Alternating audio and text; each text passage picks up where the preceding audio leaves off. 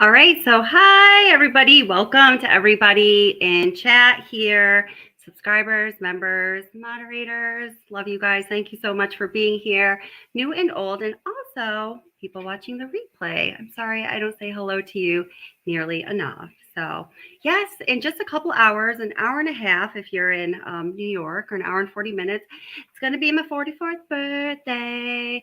So my dad and my stepmom took me out to dinner tonight. I didn't know they were going to do that. They just kind of came by, picked me up. I'm like, no, but my live stream. And they're like, Kelly, come on, you have to get off of YouTube or working or whatever it is you do. So thank you guys for being here. Thank you for your patience. And I'm so happy to see everybody. So let me just say hi to a couple people in chat here and we'll get rolling.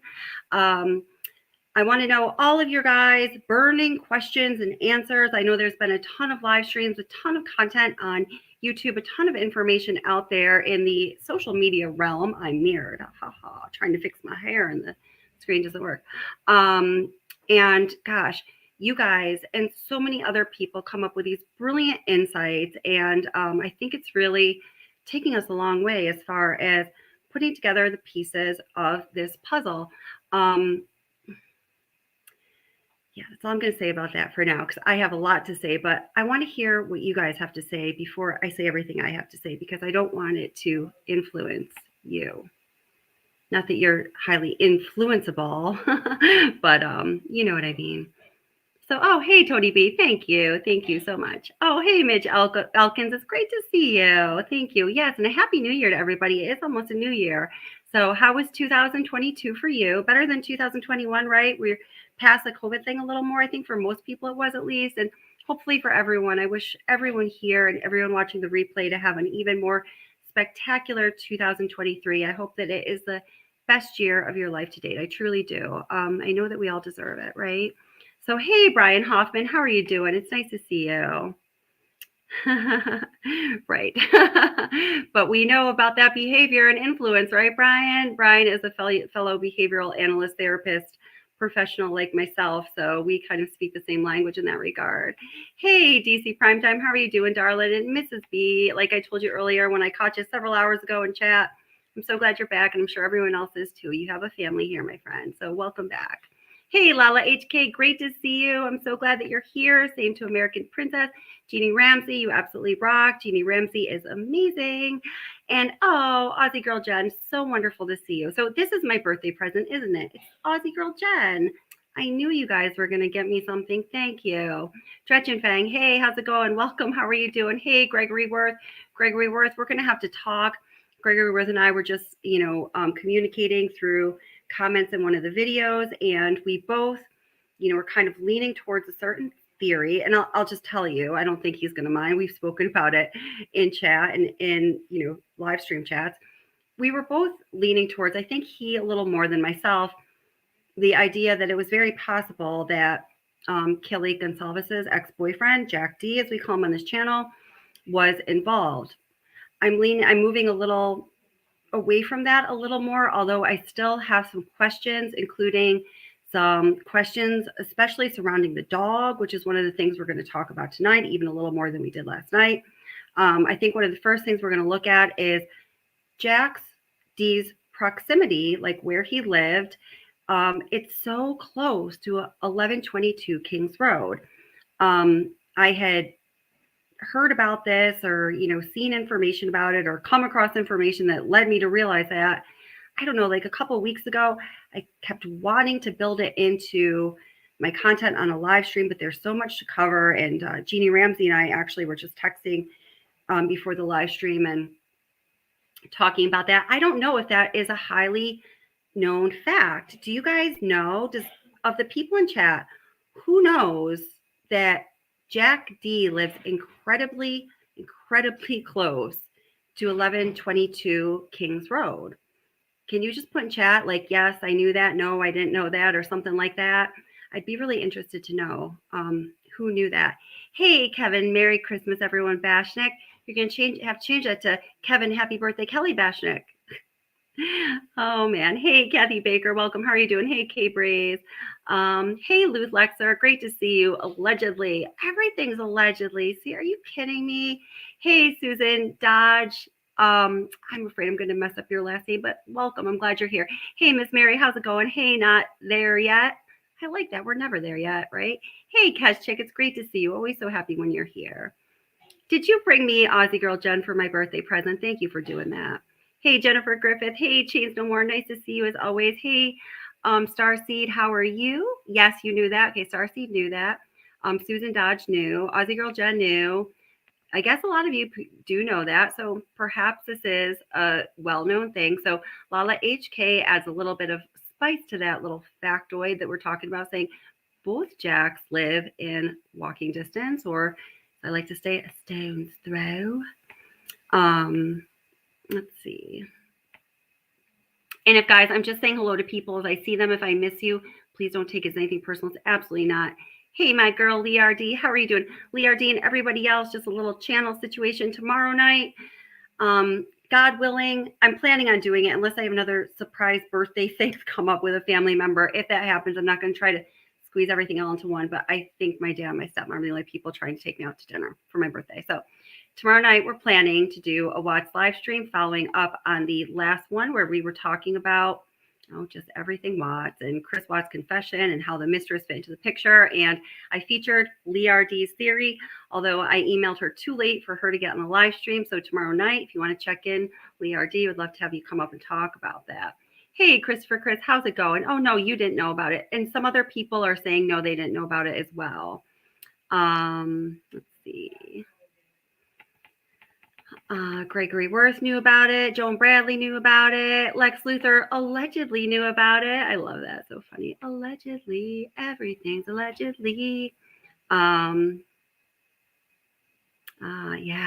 So Bill BJ, welcome. How are you doing? Hey, Chick Tracy, nice to see you. Also says the tracks are too well covered to just be an ex-jilted lover. Yeah, it sure does seem that way, doesn't it? Or, we could say that the job, apparent with the job, the horrific act, I really I really feel strongly about trying to find the right words to say it how it is, because this was effing, there's not the right words, but I don't want to call it a job. That's what I don't want to do. Hi, Tracy Wheeler. How are you doing? Hey, Laced Up. How's it going? Laced Up. I like that. Oh, nice. Oh, thank you so much. And welcome. I'm glad you caught a live stream too. That's awesome. Yeah. Joan, did I say hi to you, love? How are you? Joan, I'm going to be getting down to Philadelphia in about a month or so. So maybe I can get together with you. Who else is in Philadelphia? Hey, Julie, how are you doing? Oh, awesome. Yeah, I'm glad you made it live too. Hey, Birdman, how's it going? Let's see if I can just say hello to a couple other people. Hey, Paul Amen. Is it Amen or Amen? I'm so bad at pronouncing things. I'm sorry. And I really am bad at pronouncing things. People tell me all the time when they comment on my videos how terrible I am at pronouncing this, that, or the other thing. I just freaking love it. I'm just going to read your comment here, Paul. So accepting JD was at Corner Club. What was Kay doing on her phone all that time at the food truck? Prior to seeing the picture of JD at Corner Club, most thought that Kelly had been texting her ex-boyfriend, Jack D. So let's just take a look at the picture that Paul is referring to here. And yesterday I circled a couple of all the key players in that picture, I think. And maybe there's more. That would be freaking crazy. Where's that? Is it called one fry? Here it is. Okay. Oops, let me just bring it into the stream here. Okay. All right, now let me bring it into the stream. Is Edward Schwenk in the house? Edward, are you in the house? I'm not going to complain about StreamYard tonight. Not at all. Not at all. I just paid them some more money to upgrade. I don't know why. I can't remember what they wanted more money for, but oh my goodness. We love you, StreamYard. Okay, so here is a picture in question, and I still have yet to hear if there is anything, that's really going to move you, like really going to convince you, like solid evidence that this is real or falsified.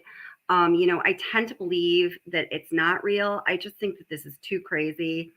But, I'm sure many of you have seen this. So supposedly circled in yellow is Kelly, Maddie Mogan, and Jack D. Circled in red with back to us and the hat on backwards, dark hat on backwards. That would be Jack S. wearing the same shizzle that we saw him wearing in the food truck video. And then the guy by the door with his hand in the pocket, some people were saying that that's the owner of Corner Club. Other people were saying that that's Chief Fry. I don't know. I wouldn't be able to tell you one way or the other. So I think last night the kind of going thought was that this was probably Photoshop. Now, a lot certainly could happen, especially when it has to do with this case in 24 hours. So if anyone knows different, then just definitely please tell me that you know different. And then, hey there, how are you doing? Let's see. Magal R. Did I say that right? Yes, I'm aware of how close Jack D's home is to those of the girls. Yeah, a lot of people knew that. It's interesting though, because like Jeannie Ramsey, for example, is somebody who, when I'm doing a live stream and I'm not certain about something or I'm trying to fact check something, I will look for her in chat because she seems to be on top of everything. But she hadn't heard about that. It's just kind of interesting sometimes how things fall in your ears or across your eyes or not. Hey, Double R, how are you doing? Nice to see you. Hi, Bears 85 and Bigfoot. Nice to see you. Bears 85 and Bigfoot also knew how close they were. Hey, Old School, how's it going? Let's see what Old School has to say. I did a background check on JD, not even a traffic ticket, for a college senior, age 22, who lives 83 miles from his parents. Unless a drug or alcohol-fueled rage, I can't see him murdering 4 people. Yeah. Now, you know what? Okay, so I actually just looked into him on one of those sites. I don't know if it was Truthfinder or one of those sites like that. I can't remember which one it was. I think I have a subscription to like 2 for this channel. And it says that he's 22, right? Now, I just want to say this. Here's a perfect example of why we really need to be careful with what we accept as fact and what we continue to kind of question as maybe not being solid fact, right? So we do know that Kelly was 21. That's absolutely verified. So it had been like the going story until I saw that yesterday, I think it was, that Jack was 22, that Jack was like 5 years older than Kelly. Well, obviously, if thank you, Joan. If Jack is 22 and Kelly's 21, he's obviously not 5 years older than her. So did you guys all think that there was that kind of age difference? Because that is the only thing that I had heard. Absolutely. Until I learned that was not the case, or according to Truthfinder, it wasn't the case yesterday. Hey, Debs, guys. Sykes, how are you? Nice to see you. She also knew the houses were very close. Hey, Utter Girl, how's it going? Hey, Jody is cool. My girls, my mods, love them. They're so awesome. Okay, Christopher Chris, I just started following this crime. Okay, so that's good to know, because as I'm, kind of narrating things, maybe I can pop a little background in there for you too. I still have a video that's freaking uploading, but it's okay. I can switch things around. I'm flexible. I don't know why it's... Oh, I know, because I did some like editing and special effects with the videos and things like that. I think that's why it's taking so long. Maybe I shouldn't have done that. Oh, well. I like to make things nice for you guys to look at. So Beth, hey Beth, how's it going? Nice to see you. Hey Eternal Galaxies, how are you? Beth says they said you could see her room from his house. So yeah, let me just bring up the photo I have of that, the perspective as you look from, well, of the distance, the proximity of 1122 Kings Road and Jack D's residence.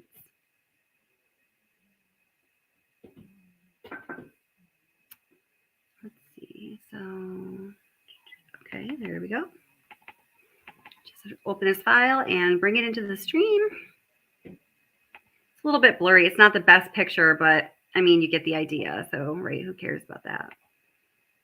Okay.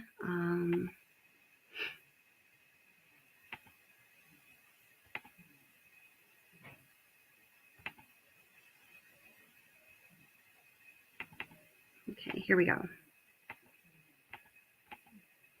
Okay, so Jeannie Ramsey, this is for me and you.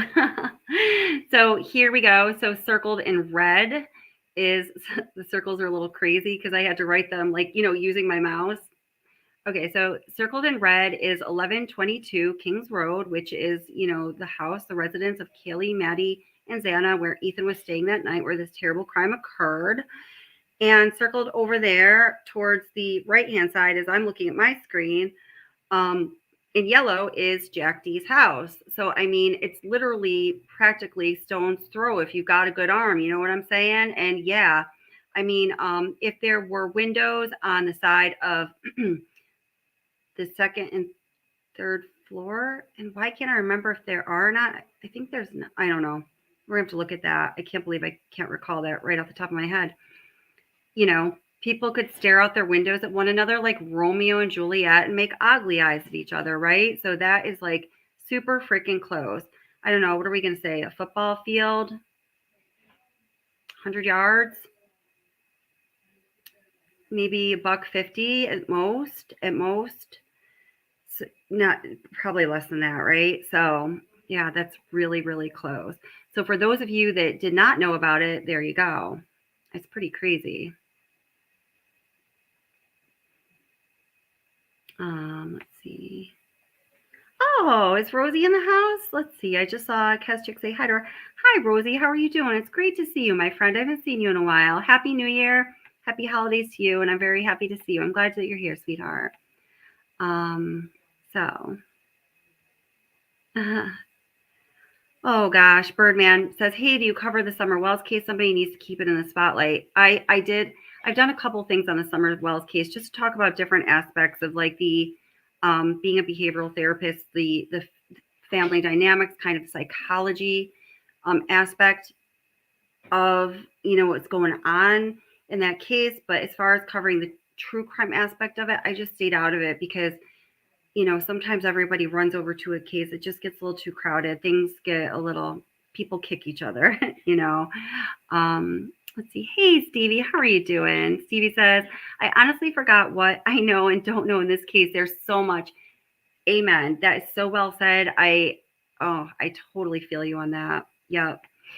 Once this video that I prepared for you guys, it's like 10 minutes long, but it sets up a lot of things that we need to talk about tonight.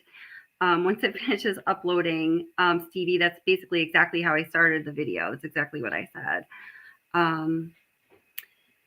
I know. Joan Bradley says they need to solve this case. I cannot take it anymore. Those poor families. I know. No, I haven't seen Edward. No. I was waiting for him to say something snarky about me. Love Edward. Let's see. I feel ya.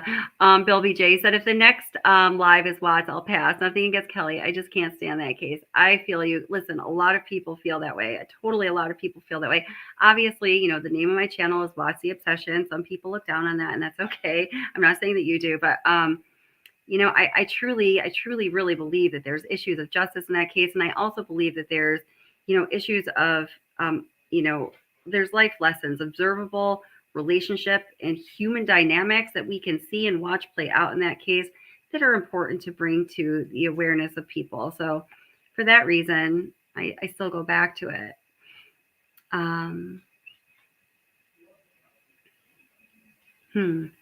That's a really good question. So Christopher Chris, who's new to the case, so help Christopher Chris out here, okay?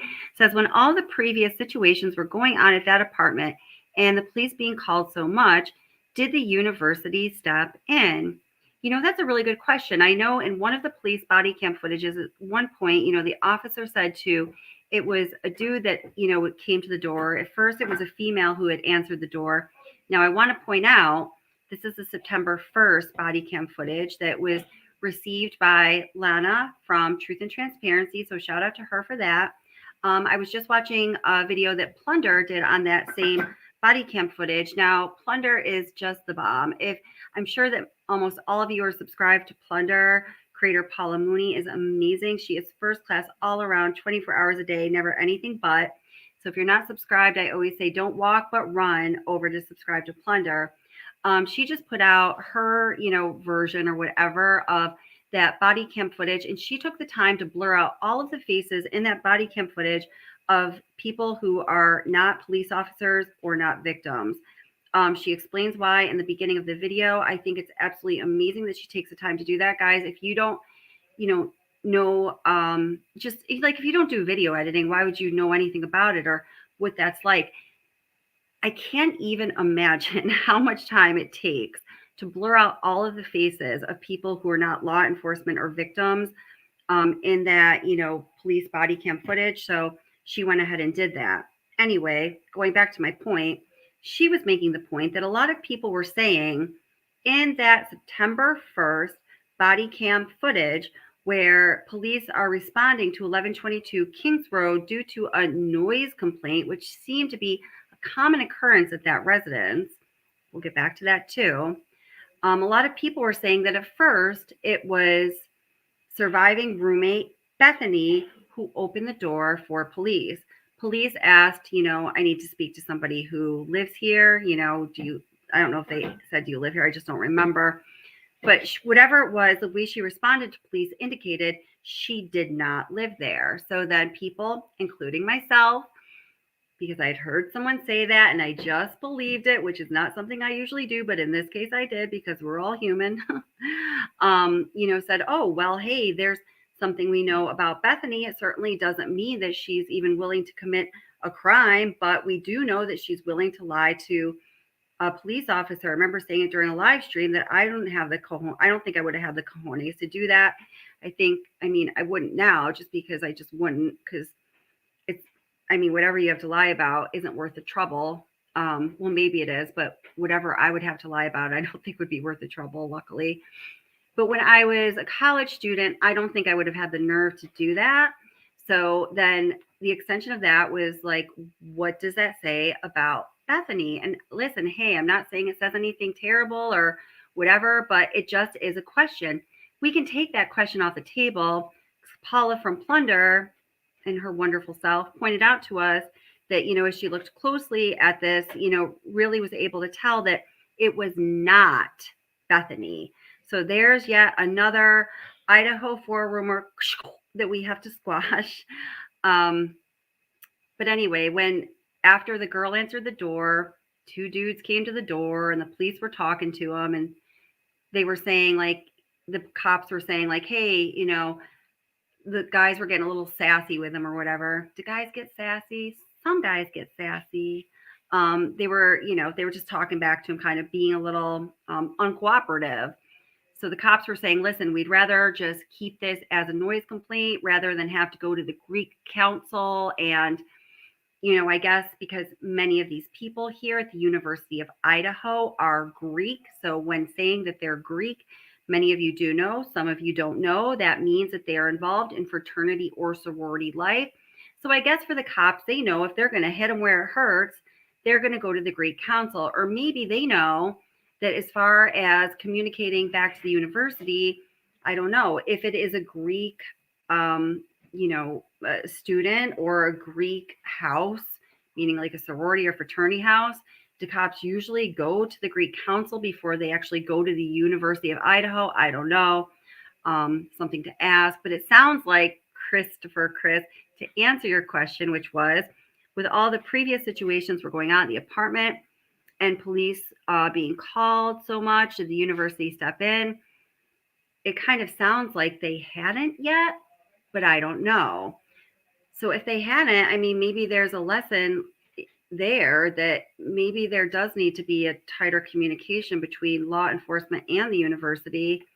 If there's a lot of problems at an off-campus house, these people, they are technically adults, but they are still in a way under the care and supervision, or I don't know, that's kind of complicated relationship, isn't it? So let's see. Hey, Jennifer Griffith, how are you doing? I'm not sure if I said hi to you yet, but I am now, and I want to read your comment. So Jennifer Griffith says, JD, Jack D, and Kaylee were high school sweethearts, and 5 years is too much age difference. I had always assumed they were close in age. Yeah. I know that, Jack did say that they had been together for 5 years. So see, maybe that's where the facts got twisted. And this goes to show how easily facts can get twisted, right? Maybe someone who has influence, who people listen to, read that they had been together for 5 years. I do remember reading that from Jack's own, well, when he was responding to people commenting on his social media, his comments to some of Kaylee's pictures, saying that they were perverted, they were off color, that he was, like it was of a sexually deviant nature.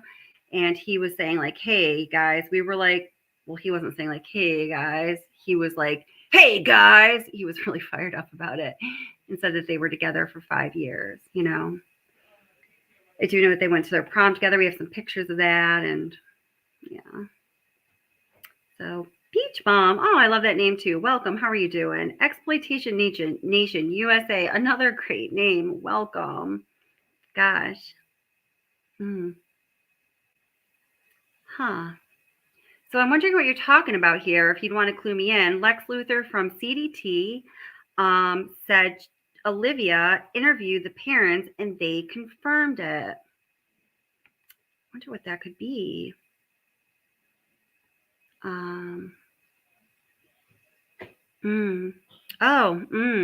Thank you.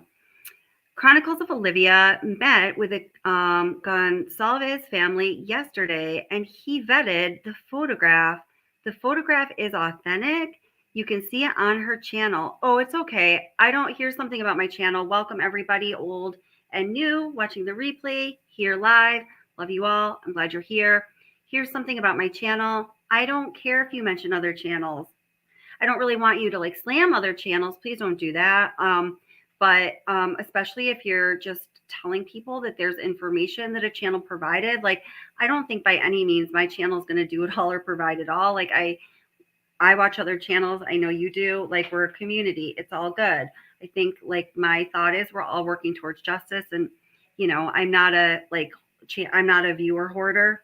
So it's okay. You don't need to apologize. But just, don't be like nasty about someone. If someone deserves for you to be nasty about them, like Joseph Morris, who fabricated content for views and clicks, that we know about this case just recently regarding the scream that he made up that was contemporaneous to the time of the murders, then we can talk badly about them. If you're subscribed to Joseph Morris, unsubscribe. That really, you guys can tell that really got under my skin, eh? Thanks, Gregory. As everyone, please do remember to hit the like. I really appreciate it. You guys all know the deal. I always hit like when I go watch channels, even if I don't really dig it, or I don't know. That's just become my habit because it's just like a little penny in the tip jar. So that's really interesting. Okay, let's go back to the gravity of what was just said though. Okay, let me bring that picture back up. So let me ask you this. Okay, gosh, I need to go, I have to find out more about this now. So what is being said is that that a true crime channel talked to the Gonsalves family, the parents, Steve, I don't know who, and they vetted this picture and said it was authentic. So I guess my question would be, and I'm not trying to be difficult, these are just, I think, the probing questions that we need to ask. How would the Gonsalves family vet this video, so to speak, and how would they be able to confirm its authenticity? I think if they were able to confirm its authenticity, there must also be some juicy bits of information that come along with that, because they're not just pulling it out of the hat. I can verify the authenticity of this picture. So anyone knows about that, dish the deets. We want to know them. Seriously. Oh my gosh. Let's see. Where's that? Hold it. I missed a super chat. I want to grab that. Welcome everybody who's here, who's watching the replay, who's here live in chat. Everyone who's here live in the chat and discussion, please feel free to speak your mind. We are an open-minded channel. Like I said, I don't care if you talk about other creators, just don't trash them. I definitely want everybody to speak their mind honestly and feel comfortable here. And the moderators do a wonderful job facilitating that. Oh, aw, oh, you're so sweet. DC Primetime's like such a generous human being. I can't even. You're such a generous person, DC Primetime, and also such a kind, compassionate sweetheart. Oh my gosh, I'm so behind in chat. Is chat okay for you guys? Does it need to slow down? I know some people really hate slow chat. I just want to make sure you guys are able to. Oh shoot, I meant to turn on subscribers only to keep away the, the XXX69 chatters of the world. So, So DC Primetime says, hey, my friends, allow gifts in joining chat because I'm paying it forward tonight. Oh, thank you for the $20 super chat. I really appreciate that, DC Primetime. Thank you. You're the best. Thank you. And guys, everybody allow chat or gifts, she's saying, because she wants to give some memberships. I don't know if DC, you know how I do this, is I want to gift memberships too. I've been trying to actually do that the last few live streams and I failed. If you can tell me how I can gift memberships too, I also want to do that. And so I do have a couple things that are going to be members only content coming up soon because I've been tossing this around and like within my own heart and mind and all of that. And I have a couple other, I posted an exclusive Sigma Phi fraternity video that I've received from somebody that I made a connection with who's close to the case. So I haven't been really given, I haven't asked specifically, but I also haven't explicitly been given permission to say anything more. So you guys can deduce, some more information just based on what I said there. I have 2 more videos, but it's just the nature of the videos. I don't really want to just put them on YouTube for all to see with or without watermarks of my channel. So I am going to have to make them members only videos. I was told to share them, that I was allowed to share them. Sharing them was up, to my discretion, but I don't feel comfortable at this time sharing them on a large scale. It has nothing to do with trying to get people to get memberships or anything like that. That's just where I'm at. I put the one out. I think probably, and then even after I did, it's kind of like I put it out there. It was when I was listening to Plunder's video the other day where she blurred all of the faces that weren't law enforcement or victims in that body cam footage. It kind of made me feel guilty that I had put out that video, and I just had to take a pause on putting out any more like that for now. So I'm just going to put them out as members only videos this weekend for sure. I'll do that this weekend. So, and Leardie, thank you so much. Leardie says, keep up the good work. I enjoy your channel. Thank you, sweetheart. I really appreciate that. You guys are the best. Thank you so much. Thanks for supporting the channel. Thank you. Hi, John McSmith. How are you doing? Seeking the Gift with Dave. You kill me. Oh, yeah. Seeking the Gift with Dave is one channel you can talk poorly about if you want.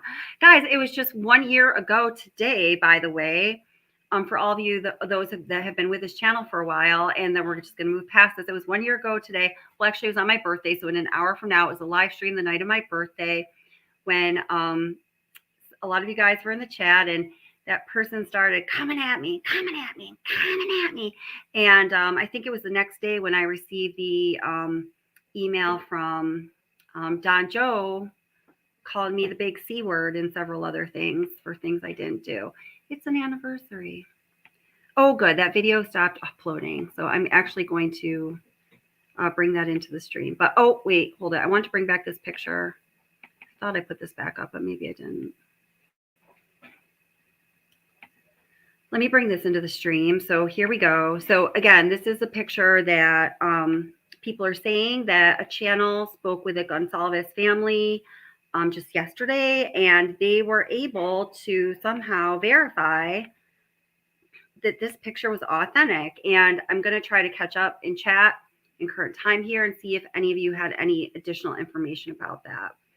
So let's see, just give me one moment here to get this video uploaded. So everybody, please do allow gifts. DC Primetime wants to pay it forward because she is a kind, giving person with a very warm, sweet heart. And I would like to give some memberships too if I can figure out how the heck to do it. So if anyone knows how to do that, please let me know. All right, so bear with me. I'm just uploading this video I had prepared for you guys. It's just going to take like a minute.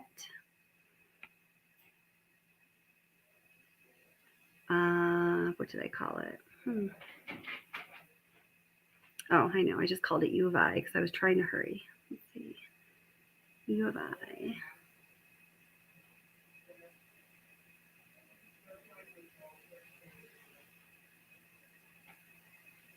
Oh, there we go. Yep, U of I questions.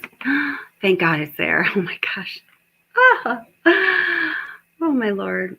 It might only be a 10-minute video, but I'm sure you've heard this from other YouTube creators. A 10-minute video takes a lot longer than 10 minutes to make. So you just pop this in real quick. I just have to give it a title and then upload it, and then we can check it out and move forward with the prepared content for tonight. And of course, I'm more than happy to discuss anything else that comes up that's important.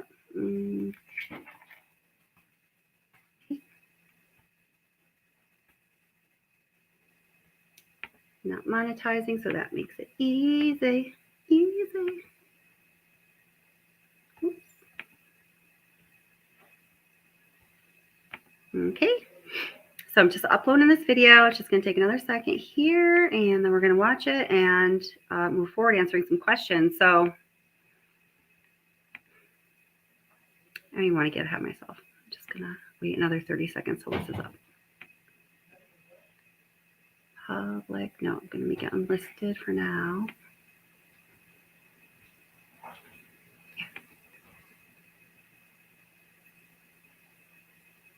Okay. All right. And then go over to my videos. It's Molson Man here. Just felt like singing. All right, while I get this started, it's a few minutes long. It'll give me the opportunity also to catch up on comments, get current with that, and star some so I can bring them up when we all reconvene. Hi, honey. Hi, Lily. Oh, the bunnies. I raise Holland bunnies. I have one that's running around. Some of you know that. We'll have a bunny break. Don't worry. All right. Don't worry or fear. I don't know which one that would be. We're processing. Check later.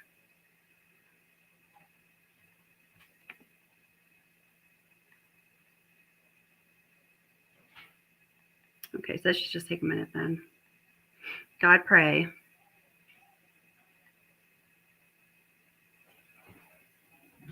Okay. Yeah, it should just take a minute. It's actually processing. Okay, that's a good sign. I've been working on this all day. Just so you know. Let's see. One more try. I can't wait to find out more about the family apparently vouching for the authenticity of this video.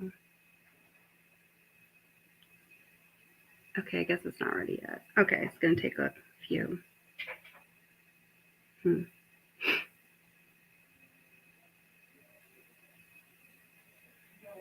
me think about this.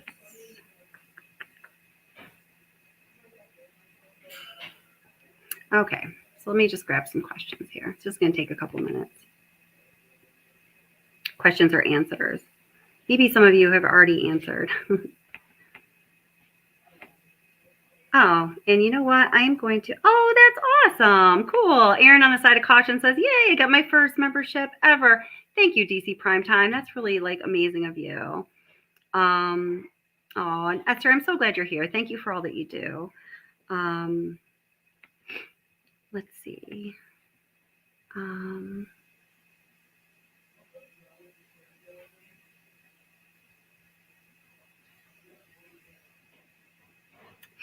So Rosie says, let's see. I don't like to point fingers at anyone because it can destroy an innocent person's life. I am troubled that ex-boyfriend Jack D's alibi is his roommate saw him go upstairs to bed. Cleared him too soon, in my opinion. Yeah, Rosie, you're such a sweetheart. I think that is, definitely a common opinion. Yeah. Now, here's another thing. Oh, so I did do some research last night. I'm gonna do it aloud gift. DC, how do I do get? Can you send me something or other telling me how I can gift memberships? Or did you already do that and I missed it? If it isn't your lucky, oh, is it this? Is this how I do it? I don't know. I'm not sure. So apparently, this is one thing I wanted to get ready for you to show you tonight, to play it for you or read it for you so you could absolutely positively believe it, is that Jack D was cleared verbally by authorities. Now, here's the thing. Whereas the authorities have their official list of people who were cleared in this egregious crime on the Moscow, Idaho Police Department website, he does not appear there. He was cleared verbally, apparently, back on November 23rd. I had it in my hot little hands today, and then I went to do something else, and I accidentally closed the window, and I probably could find it really quickly right now, but I'm a bad multitasker. But he was not cleared officially, as it is, on the Moscow Police Department website, the portion of the website that keeps people updated and apprised of what is going on with this case. So Michelle also asked, how do you allow gifts? Hey, DC, would you want to come up possibly on panel? I know you're already doing a lot, so I don't want to ask any more of you, but would you, if you feel so inclined, would you be interested in coming up here and just letting us know how we allow gifts so we can allow gifts for more people so more people can have memberships to this channel and to other channels, because once you know how to gift memberships at a channel, you can do it at any channel, right? So yeah, and I am going to be posting those exclusive videos from the Sigma Phi fraternity that have been sent directly to me. They're not like things I don't know, they were sent directly to me because they had to take all of their social media down for 2 years. I'm going to be posting those as members only videos just because my conscience is telling me that's what I need to do right now. Moderators, I know a lot of you are members. I want to get all my moderators memberships too, but anyway, I'll share them with you also if you're not a member. Let's see. So Stevie says, it's rumored that Steve G went to the Corner Club to request the footage and perhaps was given permission to video the playback or something like that. They know the leak. Okay, so he went there looking for footage and was given, okay, all right, huh. Hi, Dave Johnson. Welcome. How are you doing? And hey, Miss Puddin, welcome. How are you doing? Nice to see you. Says Jack D, Jack D, Jack D, Jack D, Jack D, Jack D, Jack D, Jack D. Does anybody know who did this? Thanks. So I'm thinking that you think that Jack D did this. Oh wow, gosh. You know, Gregory Worth. What do you think about this? Gregory Worth, do you have any inclination to come up on panel? Because you and I were just talking about how we sort of changed our tune regarding our theory on what happened. But if this is true, the question I have for you is, does this change anything? I don't know what I think yet. So Tiffany, and welcome Tiffany, says, Steve Gonsalves said they already knew about this and they knew Jack D was there and they're still standing by him. Mind blown. So,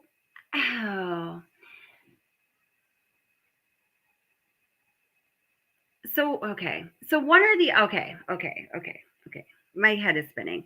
So in order for the parents to be standing by Jack D, if that was him at the Corner Club and they knew he was there, I basically really quick am coming up with 3 possibilities that must be actuality. One of them, okay? Number 1, they're totally batshit out of their mind crazy. All right? End of story. I hope that's not it. Well, if it is, that's their business, I guess. Number 2, his alibi of being at home and sleeping is a bunch of bullshit. Excuse my French, but, or 3, yeah. Okay, so if the Gonsalveses are standing by Jack D still, if the following things are true, the Gonsalves family is still standing by Jack D, proclaiming his innocence, if that is true, and it is also true that they already knew about this video, and this video is real, and they're aware that Jack D was sitting there, it cannot also be the case, can it, that his alibi was that he's at home sleeping? Because even a mouse would clearly see therein lies a lie, right? I mean, oh my goodness. And that was a long time ago when someone told me that. I really have to get with current times. Let's see. Let's press the green space. Yes, thank you so much for your generosity, DC. You're such a sweetheart. So yeah, okay. I'm going with eternal,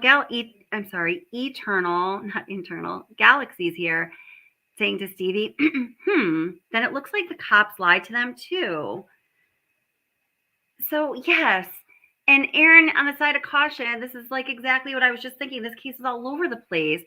I am having a really hard time reconciling all of this information.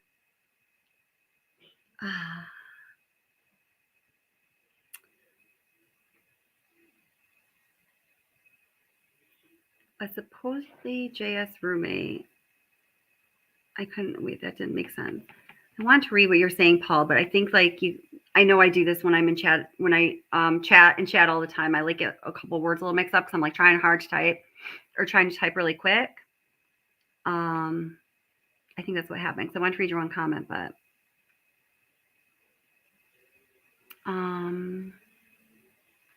another wine mantra. What?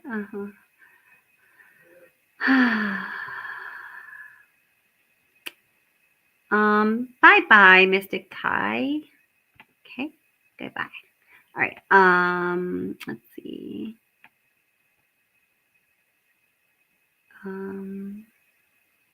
Oh, that's so awesome. Look at you. Oh, that was so sweet of you. Thank you so much. Hey there, Mrs. Kelly. How are you doing? Nice to see you. Hey, J Tan. Welcome. How are you doing? Hey, Kelly Mac. How's it going? Welcome. Hey, Kristen G. Hey, Dave Johansson.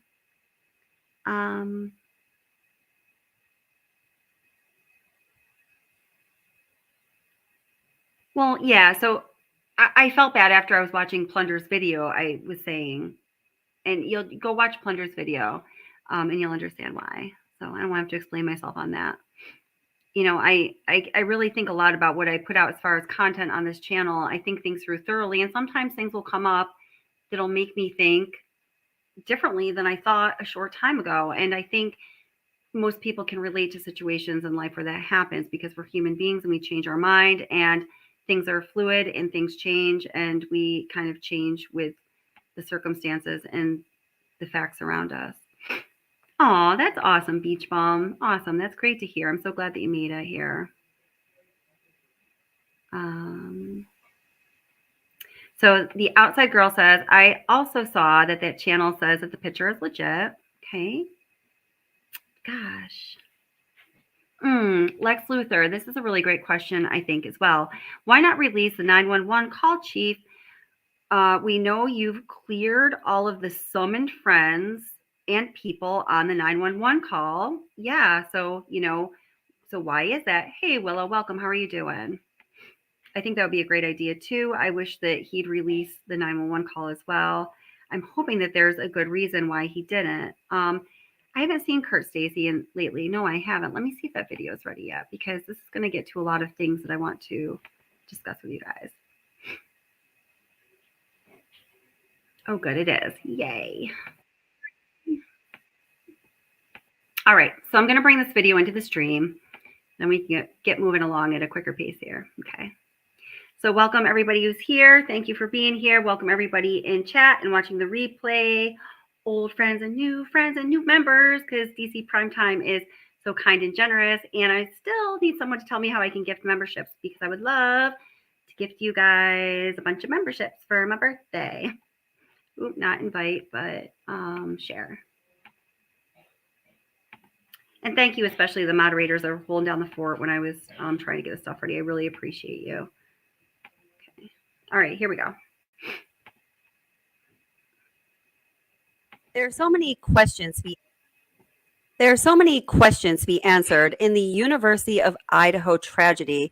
Sometimes it's difficult to figure out where to even start when you are looking at the abundance of what seems to be almost random information that's been released or discovered about the horrific crime. An interview with Kaylee Gonsalves's parents, Christy and Steve, from December 14th gives both a little bit insight into what might be known about the crime and also raises some critical questions that we just might be able to answer at this point. In an attempt to add some organization to all of the chaos, you're going to hear the sound of a bell and see a note on the screen when the discussion or the topic of the interview raises a critical question that needs to be answered. Take a listen. A car like this is believed to have been near the home of the 4 U of I students when they were killed. They're also looking into this surveillance photo of a white car taken at a nearby gas station around the time the murders took place. Tonight, the family of one of the victims is asking anyone with surveillance video to turn it over to police before it's too late. Our Vanessa Perez explains why waiting any longer could lead to critical video evidence being lost. The clock is ticking, and the Gonsalves family says video surveillance could be erasing as more time goes by with the case unsolved.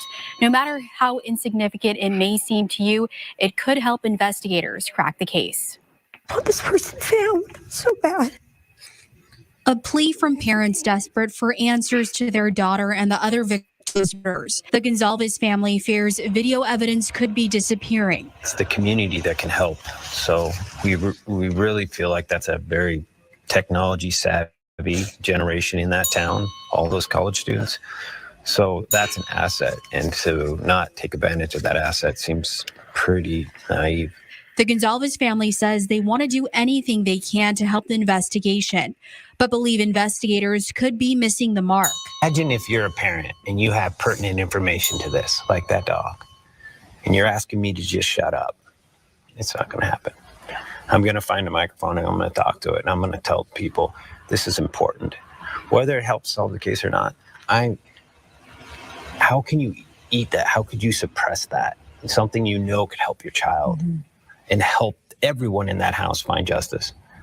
But you can't force them to ask you the question. Christy Gonsalves speaks about what she believes happened in the early morning hours of November 13th. And went in very methodical. I think he really thought it out. I think he was quick. I think it was quiet, and he got in and he got out. Refuses to let this be the new normal in Idaho. They say they won't stop until the killer is found. The Gonsalves family is having a celebration of life for Kaylee and Maddie at the Lake City Church in Coeur d'Alene, December 30th. Live in studio, Vanessa Perez, 4 News Now. It's sleepless nights. It's feeling sick to your stomach. It's just being left in the dark. Kaylee Gonsalves' mother recounting the chaos on the day she found out her daughter and Kaylee's best friend Maddie were killed, along with Xana Kernodle and Ethan Chapin. There's nothing you could do. Absolutely nothing. Just, we were running around for hours just not knowing what was going on, what happened. Because we found out by people calling us. And the sheriff showed up about 3 hours later. When you saw the sheriff, did you know? Yes. And I had said that. I said, it's not real until the sheriff pulls up. Gonsalves says she and her family support the police and the work investigators are doing, but they're critical of authorities for what they called poor communication with victims' families. You found out about the white car from a press release. Yes. Yes. Did they send you the press release? No. This morning, new clues related to that white Hyundai. Fox News Digital reporting this new surveillance photo from a gas station showing what appears to be a white car driving at 3:45 a.m. on the night of the murders. Meantime, Gonsalves also told me the county coroner called and told. We have to pause the interview video at this point because the questions that arise from this small excerpt of a video interview with the Gonsalveses are coming so fast and furious. I don't have time to note them in my video. Meantime, Gonsalves also told me the county coroner called and told her 17-year-old daughter graphic details from the autopsy over the phone. She asked, "Are you sure you want to know this?" And my daughter, thinking that she did for whatever reason, said yes. And she proceeded to tell her. And you haven't spoken to the coroner? No. The family says they met with authorities Monday to express their grievances. A Moscow police spokesperson declined to comment on allegations relating to communications with the family. NBC News reached out separately to the coroner, but received no comment. This morning, 8 days into the search for the white Hyundai Elantra, Gonsalves says it's becoming harder to remain optimistic. Are you confident the police are going to solve this crime? I have to be. Now I'm going to read you some of the transcript from that very same interview with Christy and Steve Gonsalves. It says, much of the case remains a mystery, including a motive and how the other two roommates survived. The surviving roommates, who police said are not suspects, were at the house and likely slept through the murders, according to police. They were on the ground floor while the four victims were on the second and third floors. Christy Gonsalves said her family has not heard from the surviving roommates since the murders. Quote, they're victims as well, and I'm sure they're terrified, end quote, she said. Kelly Gonsalves' dog, Murphy, was also at the house. Police said when they responded, the dog was found in a room where the crimes had not been committed, and there was no indication that the animal had entered the crime scene. Kelly's mom said Murphy usually slept with Kelly or Madison Mogan. Murphy did not usually bark, but if locked in a room by the suspect, he'd likely bark, whine, and scratch at the door, she said.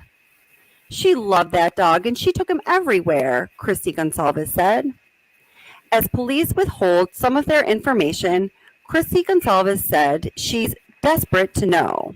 Do authorities have the killer's DNA? And do police have more information about the white car they're searching for? Authorities have said they're looking to speak with the occupant or occupants of the white 2011 to 2013 Hyundai Elantra that was in the, quote, immediate area, end quote, of the house on the morning of the murders. The Gonsalves attorney, Shannon Gray, is acting like a liaison between the family and the police. Quote, when you don't get information released from the police, as parents, the rabbit hole just gets deeper and deeper about things you want to and ask about, quote, he said. The family hopes to hold police accountable. Quote, we want to support the investigation, end quote, Gray said. Quote, we're just hopeful and optimistic that the police have taken the right path, end quote. Moscow Police Captain Roger Lanier said Monday that the police do have a lot of information that they're choosing to not release to the public. We're not releasing specific details because we do not want to compromise this investigation, he said in a video statement. We owe that to the families and we owe that to the victims. We want more than just an arrest. We want a conviction. Lanier said in a statement Tuesday that the department receives tips every day that are viable. Quote, those tips help us do everything from clear people to further some of the theories that we're working on, he said. Eventually, we're going to narrow in on exactly what happened and who did it, end quote. Please note, this was from December 14th. As the investigation reaches the 1 month mark, Kelly's dad, Steve Gonsalves, urges anyone in Moscow with a surveillance system to come forward.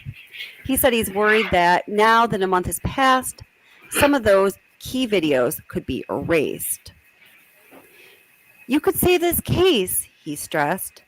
Police urge anyone with information to upload digital media to fbi.gov/Moscow, Idaho, or contact the tip line at ci.moscow.id.us or 208-883-7180.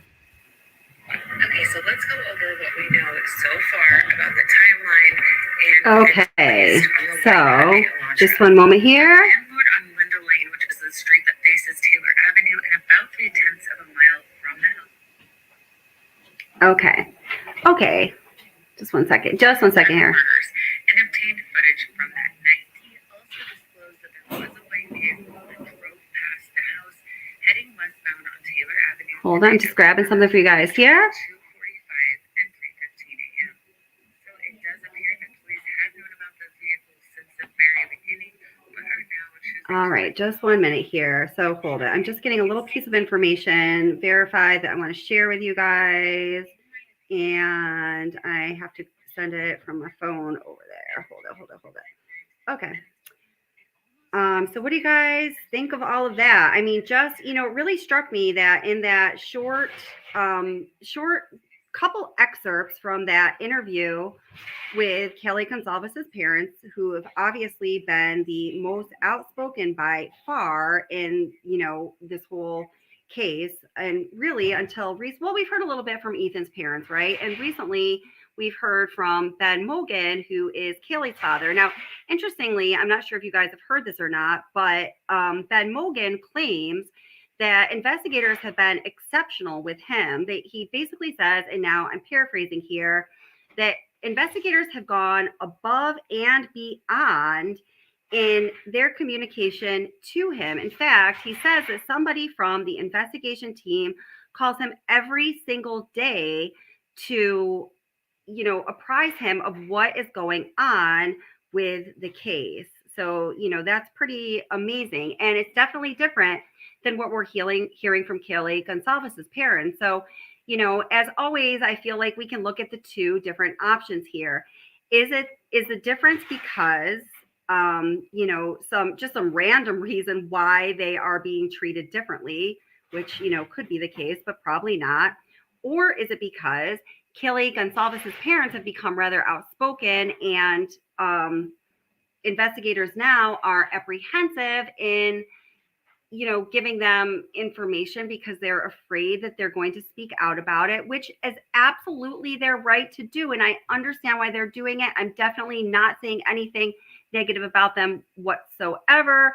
Is it because Ben Mogan has somehow smoothed over a really mighty fine relationship with one of the investigators? We really don't know. But it just should be noted that there is a clear difference in the way the two families are claiming investigators are interacting with them.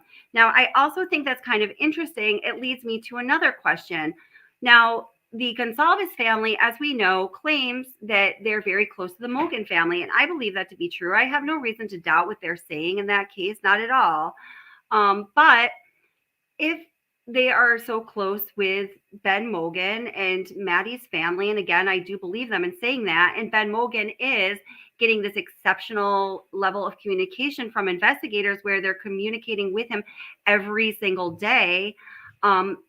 Why is it that the Gonzalez family is not talking to Maddie Mogan's family and getting the information from them, from the investigators, and being kind of satisfied with that? Does that make sense? So let's see. I don't know. Oh, yes. And I was able to give some of you guys memberships. I finally figured out how to do that. And then Jeannie Ramsey, when I grabbed my phone, I just saw that you had messaged me with that. So thank you very much. I really appreciate it. So let's see. I'm going to open up the panel here, and we're going to answer the questions that I posed in that little video that we just watched. I'm just trying to find one piece of information I really want to get for you, and I got to get it off my phone here. So I will let you guys get brave to come up. We all want to hear what you think. I know people really love to hear one another share their opinions and views on this case. So if anyone is feeling brave and generous, or maybe you don't need bravery to come up, I would absolutely love to hear from you. I would really like Gregory Worth to come up, but it's far be it for me to demand people come up. Let's see. Oh my goodness. There's so many great comments here.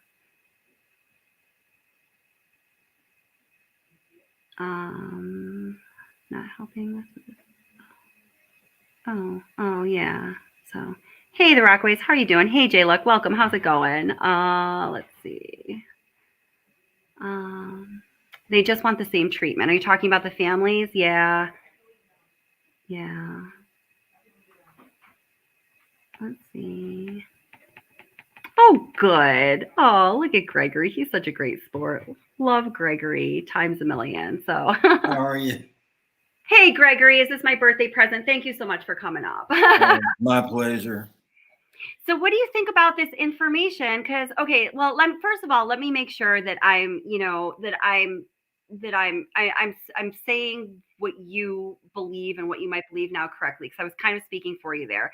I think what we were communicating earlier when we were just, back and forth on the comments is that, I know we both had an opinion that Jack D and everything surrounding that situation was rather suspicious, but most recently have taken a little turn in your thinking. So tell me about what you're thinking. So I'm not speaking for you anymore. Well, sure. I think that people like Jack D and Jack S, if they were involved, I don't think they would be putting themselves out there publicly like they are at this point. And I've changed my thinking now into believing that this crime was probably perpetuated by a very jealous female who had an extreme amount of influence on the male who actually committed the crimes. And, it could be that,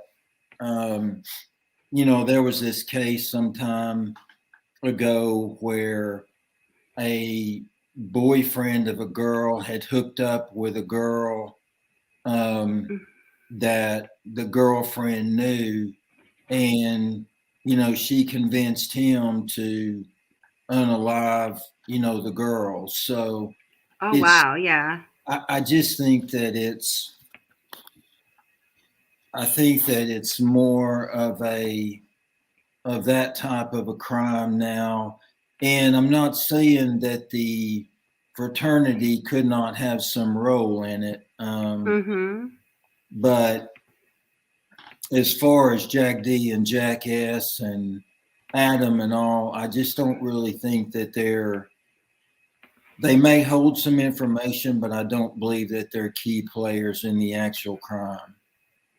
Okay, so all right, so that's really interesting. Now I know that, and I'm not necessarily saying this is where you're going. Well, I'm going to ask you about it. I know that a lot of people, as I've been reading comments in the videos, and I just want to say that everything that we talk about on this channel is allegedly, and I do, I don't want to, throw innocent people under the bus here. I'm showing a video that has some pictures of the roommates, so that is where we're going. A lot of people, for some reason, and I sort of like, I get this, but I can't even within myself put a finger on why this is. A lot of people feel suspicious of oh my gosh, not Bethany. What's the other roommate's name? Oh my gosh, I'm totally Dylan. blanking.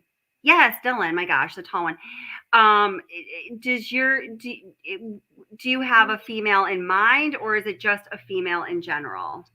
Well, there's two in mind. One is Dylan, and interestingly, and I don't know if this is true, but allegedly the content creator of the crime channel Truth and Transparency showed that Dylan's room was still upstairs as late as October. Now, I had heard that the downstairs room on the right was more or less a storage / hookup room. And right, I had heard that too. Yeah. Okay. So I'm thinking if your room, say, started out downstairs and you had a chance to move upstairs, would you ever want to go back downstairs? Or if you started out upstairs, would you ever want to go downstairs, considering everybody that came in and out of that house through the front door? I mean, it would be like a revolving door.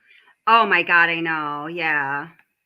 So I tend to think that her room was upstairs. And then that begs the question, why was she downstairs on that particular night? Yeah, because, as I just, in the little clip that I just played, one of the things that investigators have definitively said, according to everything I've ever heard, is that the two surviving victims were on the ground floor. So at least according to investigators, that is fact, right? So are you saying, let me read between the lines here. So are you saying that if she was, if Dylan were involved, and her bedroom was in fact actually on the second floor, but according to investigators and everyone else, she was on the first floor that particular evening, she did so intentionally, like she was sleeping in the hookup room because she knew that something awful was going to happen on the second and third floor.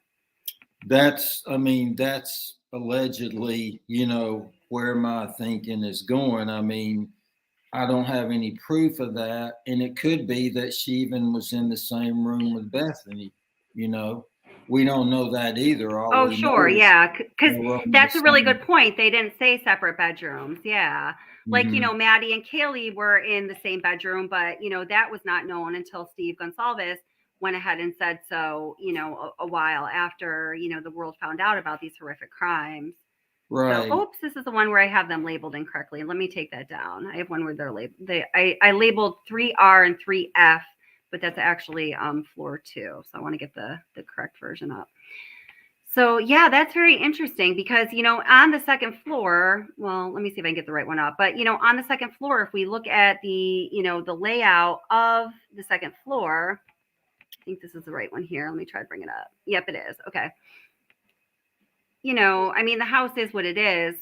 Actually, here, it doesn't look like they're so close together, but when you look at pictures of the interior of the house, the house is only so big. They really are so close together, where if you were in the other bedroom on the second floor and something terrible was happening, on that very same floor, it's like, how, it would be nearly impossible to say that you didn't hear a damn thing, right? Yeah, is that for sure. And especially now that we've heard from people. I know there was one guy who lived there, and he said that you couldn't walk anywhere without the floors or the stairs creaking. So, Yeah. that stairwell is just pretty much adjacent to that bedroom. So there would be no way, and especially if there was any kind of a scuffle that took place upstairs. I just can't see how anybody would not hear something, Yeah, no, absolutely. So actually, let me just bring up, I'm not going to read the whole thing, but that little bit of, I'm just going to read a little bit of what that person, his name was Cole, said in regards to what you could or could not hear oh, wait, let's see. Maybe if the video plays it, I'll just say my voice and they can say it better than I will. Let's see if the video is going to play it. Let me bring it into the stream first of all. So if we do have some sound, and thank you for coming up, I really appreciate it. I know I kind of pressured you to, but I really want to get some clarity on what you were saying, because I very much respect your opinion, and I was really interested that you're kind of leaning in the same way, Oh, it's my pleasure to come up. Thank you. Yeah, thank you. Come on. Why are you being so slow? Probably because I have and happy windows birthday. open. I don't know. Thank you very much. Thanks. I appreciate it. Booking.com. Find him perfect. Isn't right. Got an ad. Sorry. I'll mute it during that ad there. Oh, skip ad. Okay. Whoops. So we're going to wait. We're going to skip ad. Okay. Let's see what this is. Thank you very much. 44. Whoop, whoop. Why is this doing this? All right. Okay. Okay, so I think, well, this is interesting anyhow. Yeah, this is a good one. Oh, yeah. So this is, yeah, I wasn't able to find this on YouTube because I wanted to pull some of this to put into a couple of my videos, but this is a really good one. It shows people actively, processing the crime scene. Let me actually go back to the beginning. This is a really good one. And did you notice in that, Kelly, that those bar stools were standing upright in the kitchen? I did, yeah. I did notice that because yes, there's one that's knocked over and then the other ones are standing upright, correct? I think. Yeah. Let's go back. Well, Why? actually, Because I you thought think that they should have too. been knocked over, right? Yeah, here. Yeah. So Go ahead. those bar stools I think there were 4 of them all together, and 2 of them are like interlaced or Mm-hmm. something, to Okay. block the door. Okay. And Oh. I had heard people say that, that's how the kids lock the door, but I think that was law enforcement that put those there to protect the crime scene. Oh gosh. Well, I guess maybe that would be the case, but initially I was going to say, gosh, I would hope that they would leave everything just as it was as they found it. But I guess, did the door not lock? Yeah, I'm not sure that rear door did lock. Oh, yikes. Gosh. Oh.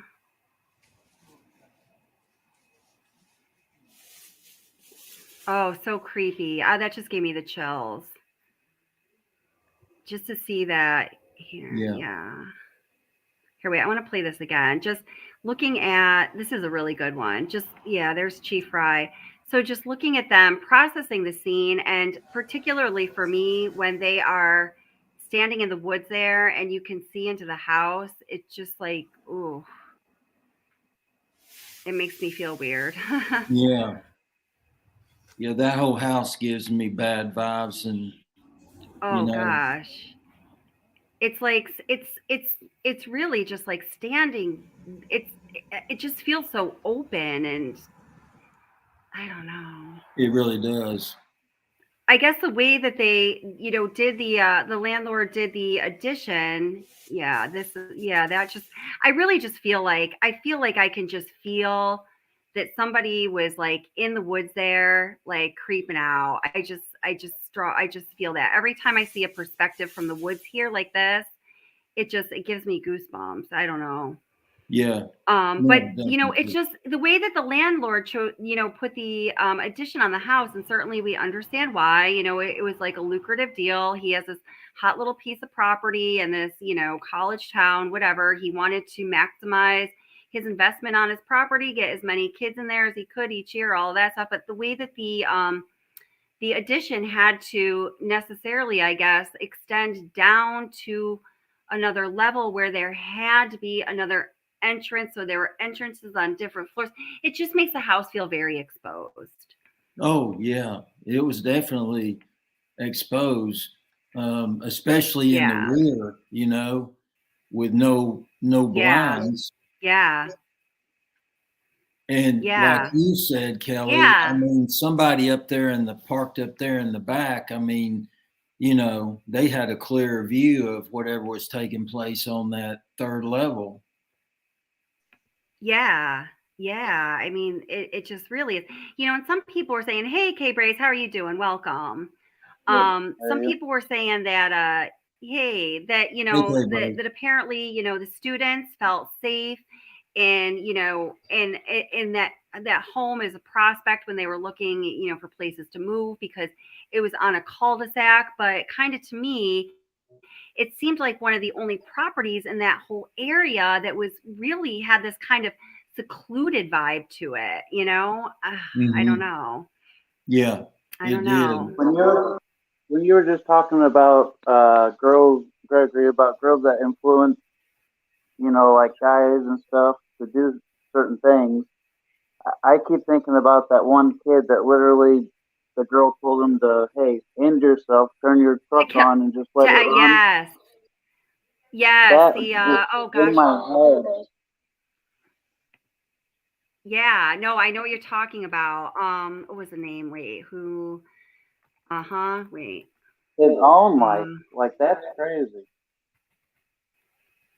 Yeah, that is crazy. And you're talking about that whole, I have to look it up. I can't think of it off the top of my head, but I know exactly what you're talking about because I followed that whole trial and that was like so freaking crazy. And that girl, you know, it goes to show you because that girl, you know, she definitely had some like mental issues for 100% sure. It all came out in trial, you know, and I guess it just goes to show that you really never know what people are capable of. So her name was Michelle Carter and the boy's name was Conrad Roy. That's right.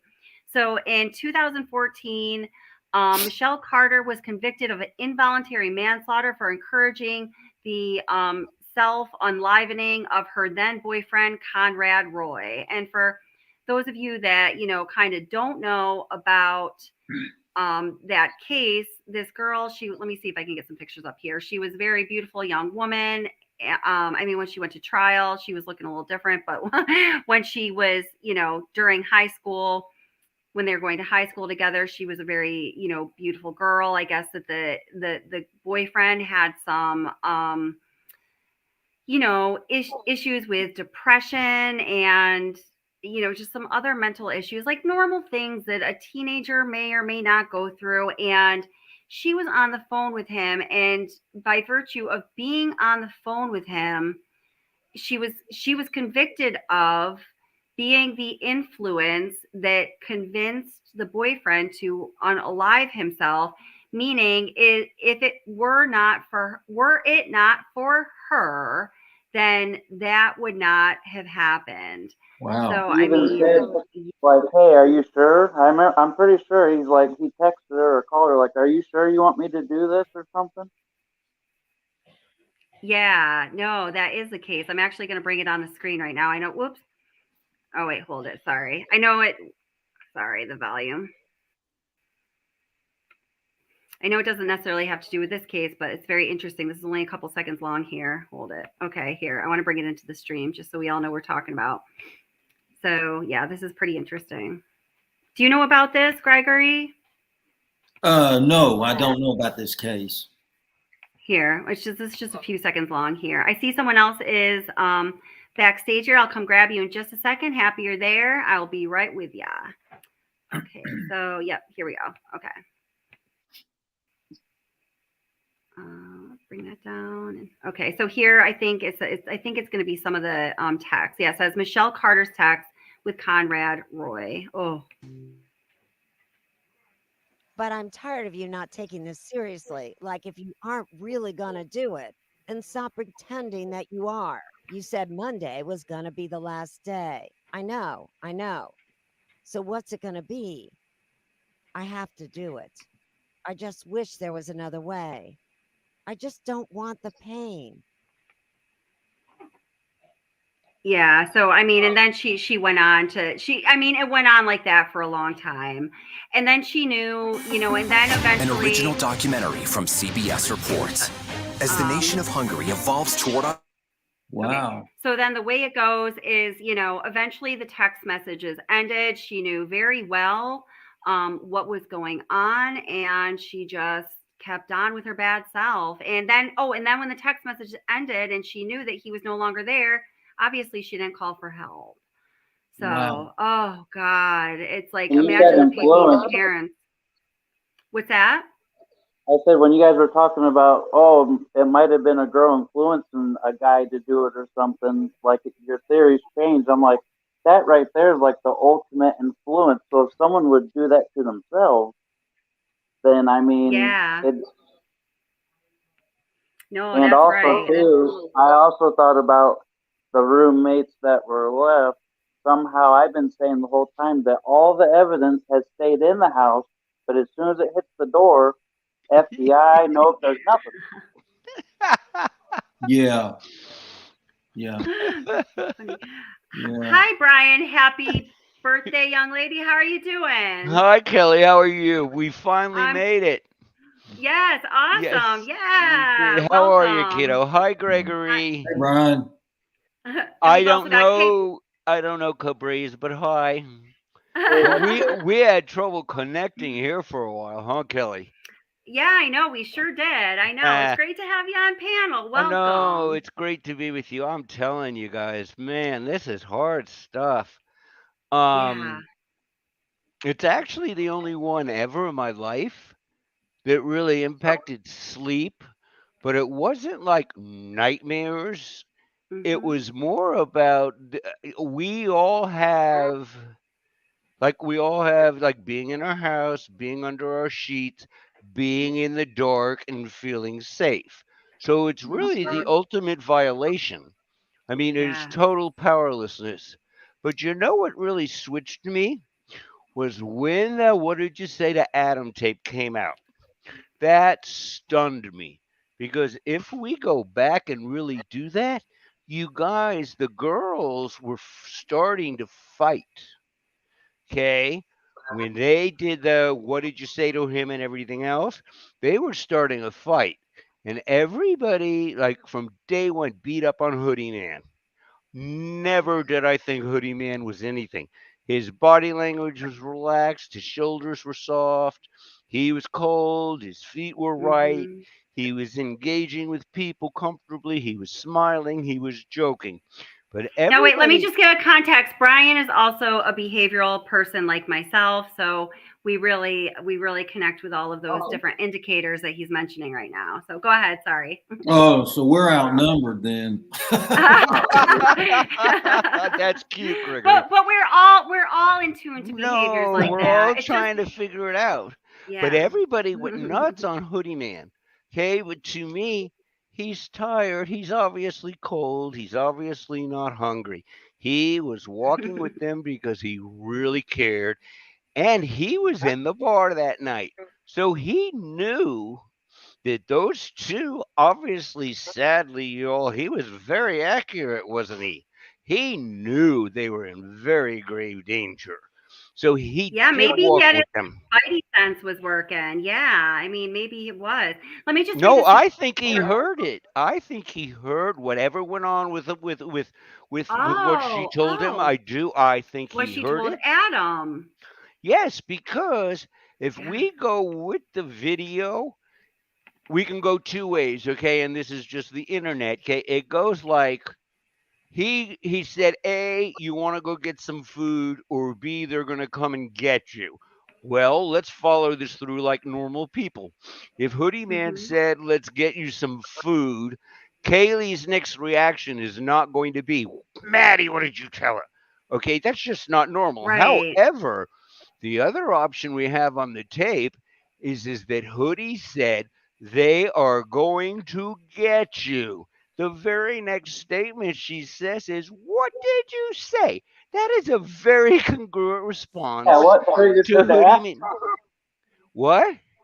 Yeah, what triggered her to ask? What did you say to Adam? It has to have been either Adam's, his, what do you call it? Like when someone tells someone something, their face, their expression either triggered her to ask, "What'd you say to Adam?" or Right.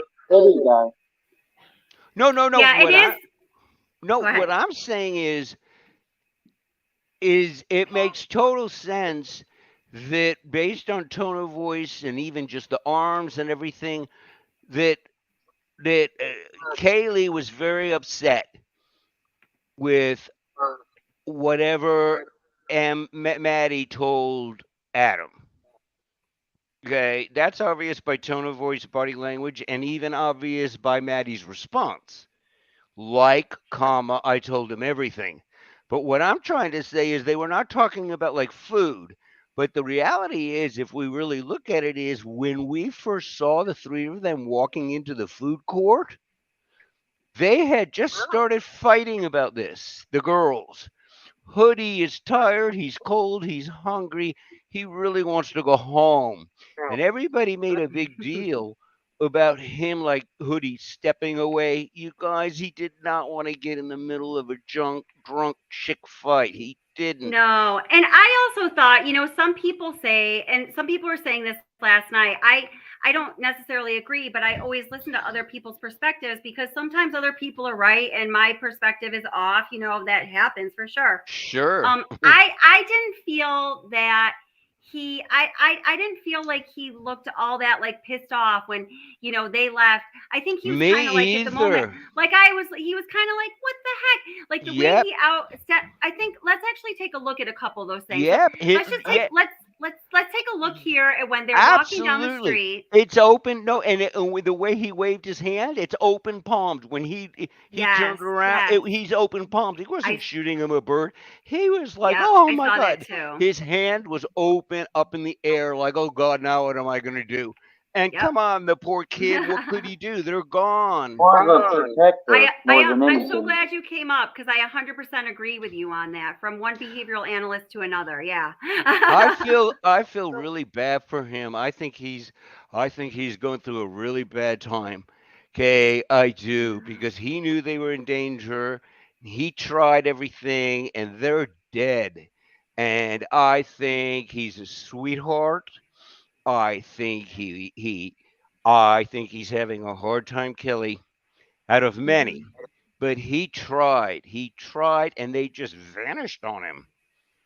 Yeah, no, I think that could be right here. I'm going to bring that into the stream. I just want to say to DC Primetime, thank you again, DC, for the super chat. You are just so super generous. She says, publicly be discerning and rational. Please don't give ammunition to possible defense. The internet is forever. They watch social media. Don't do it. They need justice. That is definitely very wise advice. And thank you for a number of reasons, DC. You're super wonderful.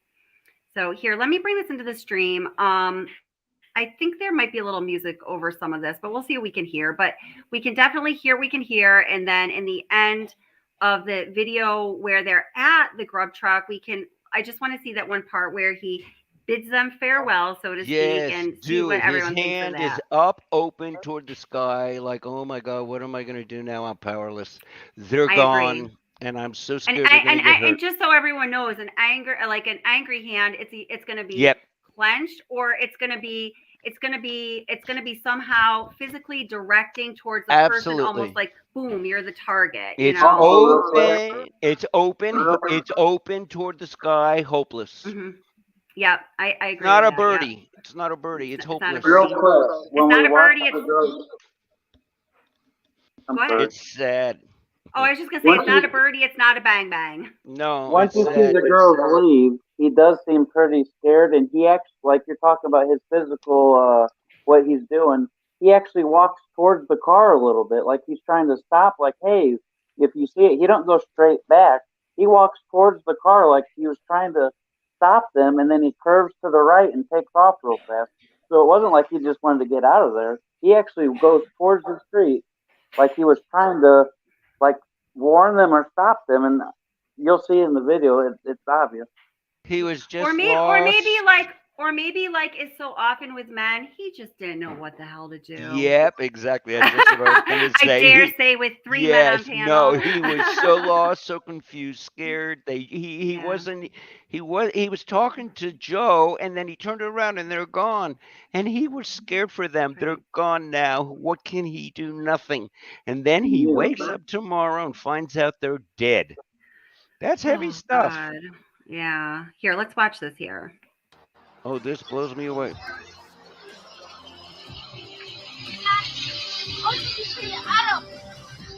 Here, I have a music overlay over that. You know what? I'm going to go to, I know that, let's see, it's True Crime Time here. So True Crime Time is, just commented on a video earlier. True Crime Time has a channel. It appears to be a new channel, but she has a couple videos, he or she, pertaining to this case. So I'm going to go over to True Crime Time and hope that's okay, True Crime Time, because it doesn't have the music overlay on it. So then we'll actually be able to hear. So just give me 1 second and I'm going to grab that from our friend True Crime Time. Breaks my heart.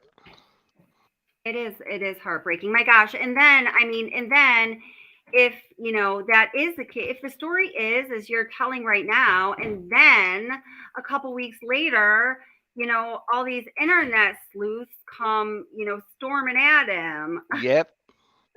So what's your thoughts on him? I'd be going to Africa too. He never went to Africa. That was a myth. I'm sure it was. So what's Brian's thoughts on who it is? Do what? Oh, what are your thoughts on who committed this horrific crime? I've had such a hard time. I first started with thinking it was drug, fraternity, big hit, like message hit, like you fraternity one, stay away from my territory. This is with all the coyotes. But the minute this, what you're going to play, came out, that completely flipped me back around to JD. And before you play it and just call Eagle Eyes, let me just ask you this, because this is clinically important to me. Do you know how old he was when the bikini video with the rag thing happened? Because to me, that would give you and I me some don't, but indication of how, if he's really like that emotionally immature, is he raging? Do you know what I mean? Because that's a nasty thing to do. Now, for me and you, to me, it's like, no, I do.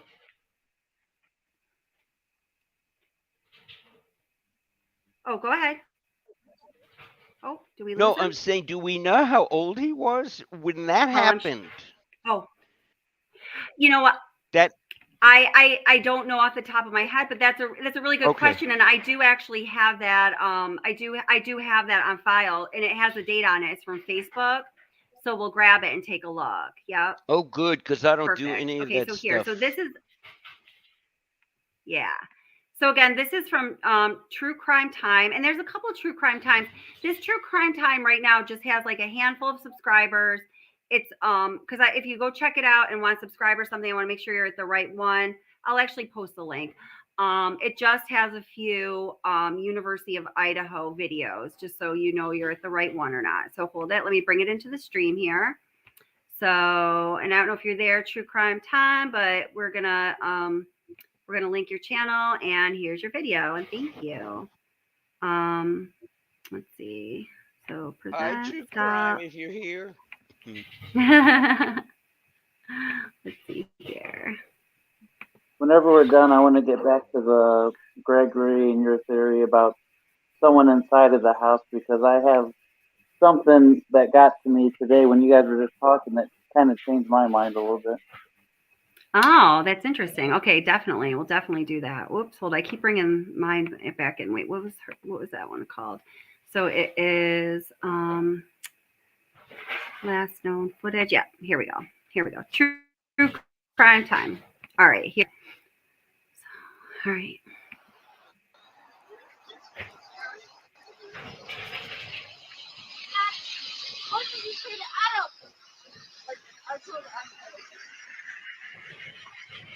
God, I wish we just had a couple seconds more of context. Yep. So now let's go to the end of just a couple seconds more, like literally two, you know? Yep. Oh, and I'm so glad you're showing the All right, so- hand. The hand is up, it's loose. He is just lost, but he's Yeah. also cold and tired. And they're gone. There's nothing We do he not can have do. the scan one. Thank you. Yeah, no, I agree. So wait, here, let me see if I can make it a little bit bigger for everyone. And I thought let's see. his bow to the shorts guy was delightful, warm, funny. Okay, he was relaxed. I thought it was laid very back. charismatic.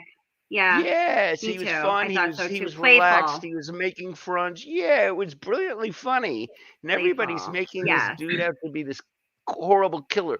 He was fine. He was No, laid back. he He was playful. concerned. Yep, totally. All with the Joe guy. He was playful. I Yeah, wish you I guys agree could with that. answer me. What is the girl in the white doing? To me, I'm thinking, is that ecstasy? That woman just keeps climbing on a man. Ecstasy makes you Oh, want to touch. I know. So what is that about, guys? It's her ecstasy jungle gym. Yeah. Okay, I'll be quiet. Hey, Kelly. Yes. On that video where they're walking down the sidewalk, Uh-huh. do we know, or has anybody done any research into who might own that white truck that abruptly slows down and pulls over? Well, I can tell you that a lot of people have asked about it through comments on videos and in live streams. And as far as I know, nobody knows. Does anybody in chat? I haven't, and I'm sorry, guys, I haven't been able to pay too much attention to chat because there's a lot going on. But let's see. Well, no, Um, that's the parking lot right where you park for Corner Club, right there where that truck yeah, pulled in. no, I think that he means in the one that we just saw, that short Right. one where I said I wish there was a couple more seconds No, but context. I'm saying that's where you park for the Corner Club is Okay, right where that gotcha. white truck pulled in. No, Okay, all okay. you Oh, do is okay. go So, to the next stop and then you go half oh, a block right. oh, So Okay. that's where okay, people cool. would park, and you'll notice there's another car there. It's just 10 feet where the white truck pulled in, and then you Thank go you, to the DC. right. Okay, cool. Awesome. Oh, and DC told me to, one of my moderators told me and advised myself and everyone else, take it easy on the references to illicit substances because it's YouTube is up my shizzle. Okay, here, let's watch this where Wait, Hoodie Guy that, bids them farewell. did I do that with the list? We No, I do did. not have the scan one though. So like if you're trying to pay with Cash App, you have to like scan a thing. We don't Oh, so we're looking at the lower left-hand frame. have any sort of QR crap. How are you doing? Sorry, Oh, no.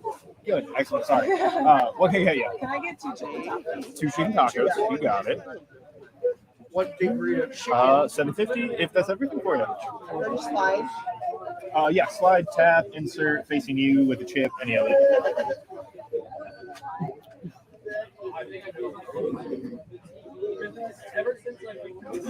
Okay, so there the girls are leaving. All right. So you're keeping your eyes on Hoodie Guy. He is, a little obstructed right now, but he's wearing the brown jacket. He's got the hood up, the dark hat, and he's about to. Order 85. Oh, are you kidding? It cut off in this one right before. I'll find it. That's so funny. Oh my goodness. Our glory. Kelly, Oh well. we want Okay. our open-handed hand. The hand is just open up to the Well, sky, like, oh God. Yes, it is. I'll find it. I'll find it in another way. Oh, that's just too much, man. That's too much. So, Can I ask you one other thing? I know I feel like I'm coming in and crushing, and I probably am. Do you guys think that the CC Thing TV 2 days ago was photoshopped? I don't know. I don't know. Okay, I don't know if you heard this. Somebody else that was in chat, like towards the beginning of this live stream, said that on another channel, they had interviewed, and I would say who would. I don't want everyone to go running over there. I'm like, oh, we can talk about other channels and promote other channels. Definitely, I'll do it at the end. I'll do it at the end of the live stream because I love that you guys are here. Interviewed the Gonsalves parents, Christy and Steve, and the person. What they said in chat was that Christy and Steve vetted the picture, which I think what they mean is like they verified that picture is authentic. So, I asked a bunch of questions, from there about how they would know that the picture was authentic. And maybe it's a case that, well, what it came around to was, according to the person who apparently interviewed them last night, they said that they said that they had seen it before and they knew that Jack D was at the Corner Club that night. Interesting. You know what I seen? Was that the Olivia interview? Yeah. I wait. was watching it, Okay, and they said Breeze, that- can you put your phone closer to your mouth? You're like blurry. Are you like on a cell phone? Am I good? Yeah, that's better. That's better. Yes. Thank So you. I seen that video, and it was Olivia. There was something about a LinkedIn that you seen that in the chat. There's a LinkedIn that one of the girls had an account with, and Olivia said she couldn't play the interview yet. She said she had to wait till like January 5th because something about it's too involved right now. But the full interview with the family will be coming out. I think she said January, but isn't that the same date that the Star magazine? Wouldn't that equal up to the same 49 days?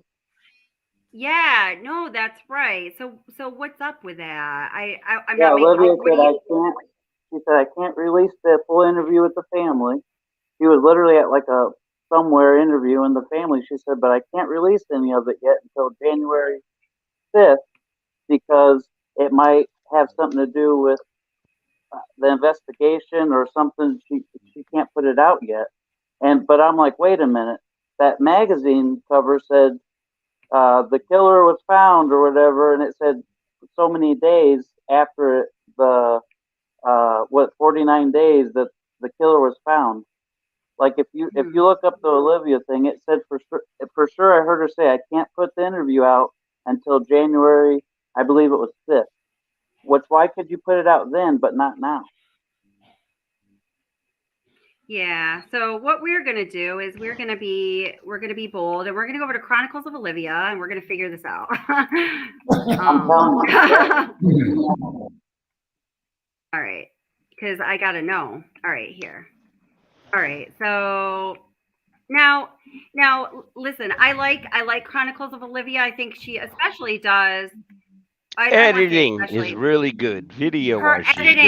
editing is Yeah, excellent. she's good behind the camera, not in front of the camera. Fantastic.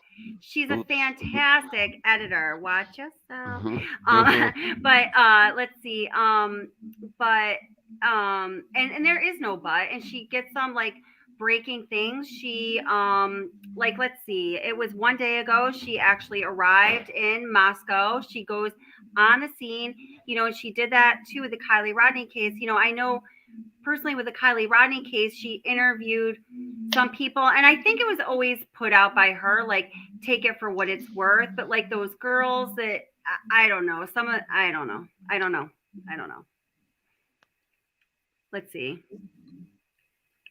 Do you know the basic backdrop of what this is? Because Olivia, the first time I heard about this was here tonight. Like, what is it? I mean, the dude that owns the bar, I've posted this twice in your chat. Okay, the dude that owns the bar is not media friendly. Trust me, I've posted it twice. Okay, so the notion that Steve hung out with this dude on day 2, the owner said, "I will not give you my CCTV." I posted it twice. I posted it twice in your chat.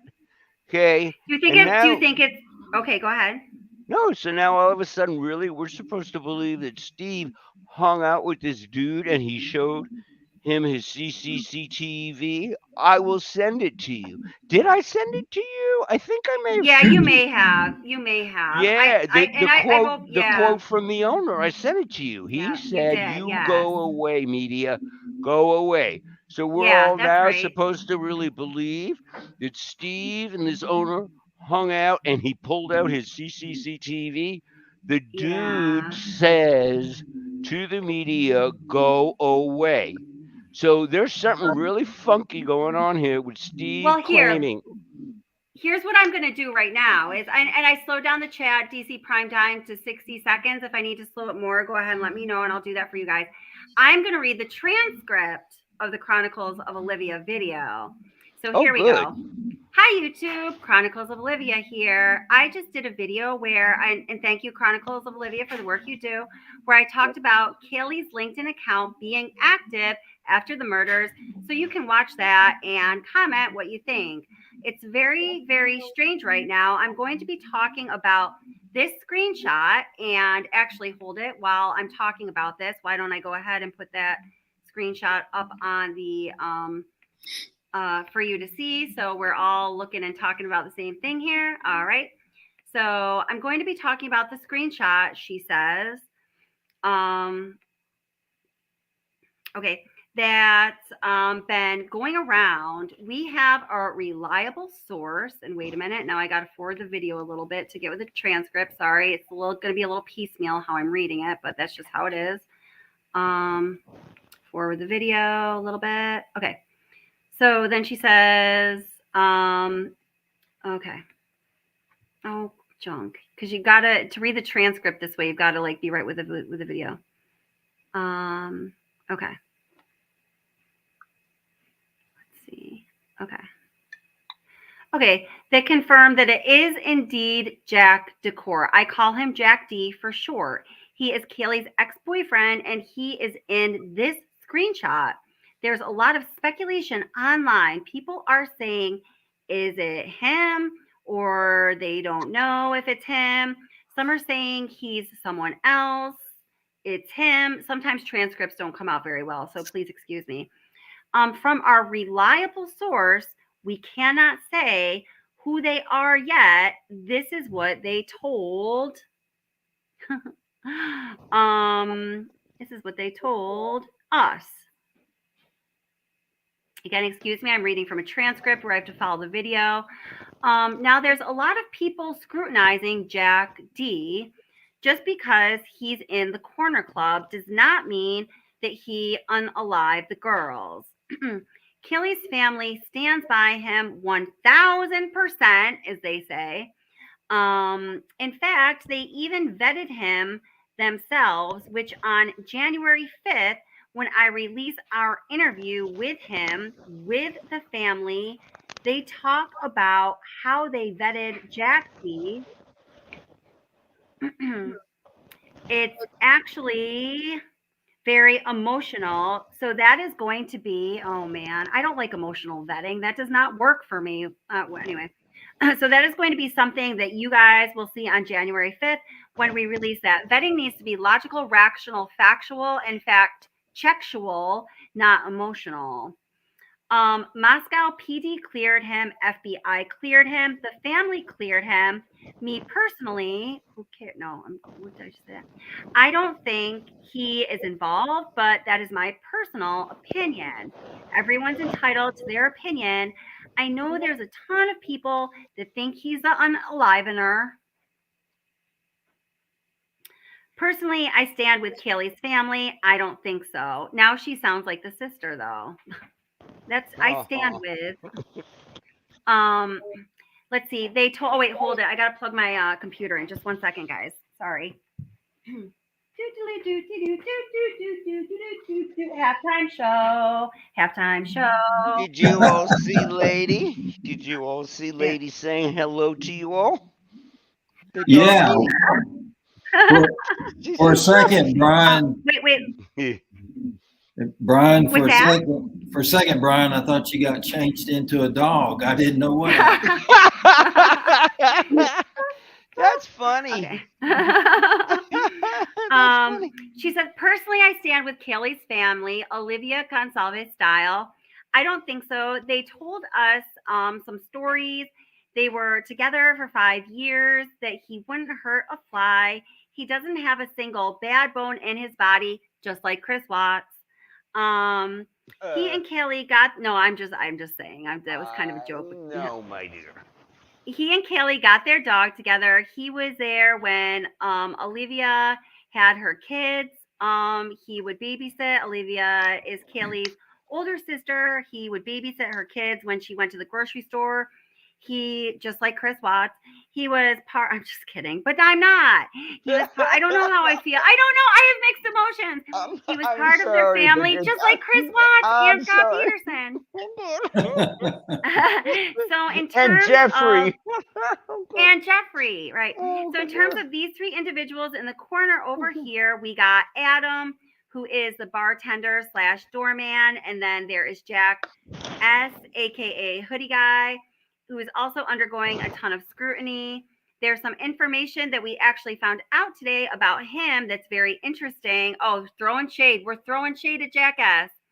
But I'm not going to talk about it yet because I wanted to confirm the source exactly before talking about that. And that's very interesting, but I'm not going to talk about it yet because I want to confirm the source exactly before talking about that. Sorry, the transcript repeated.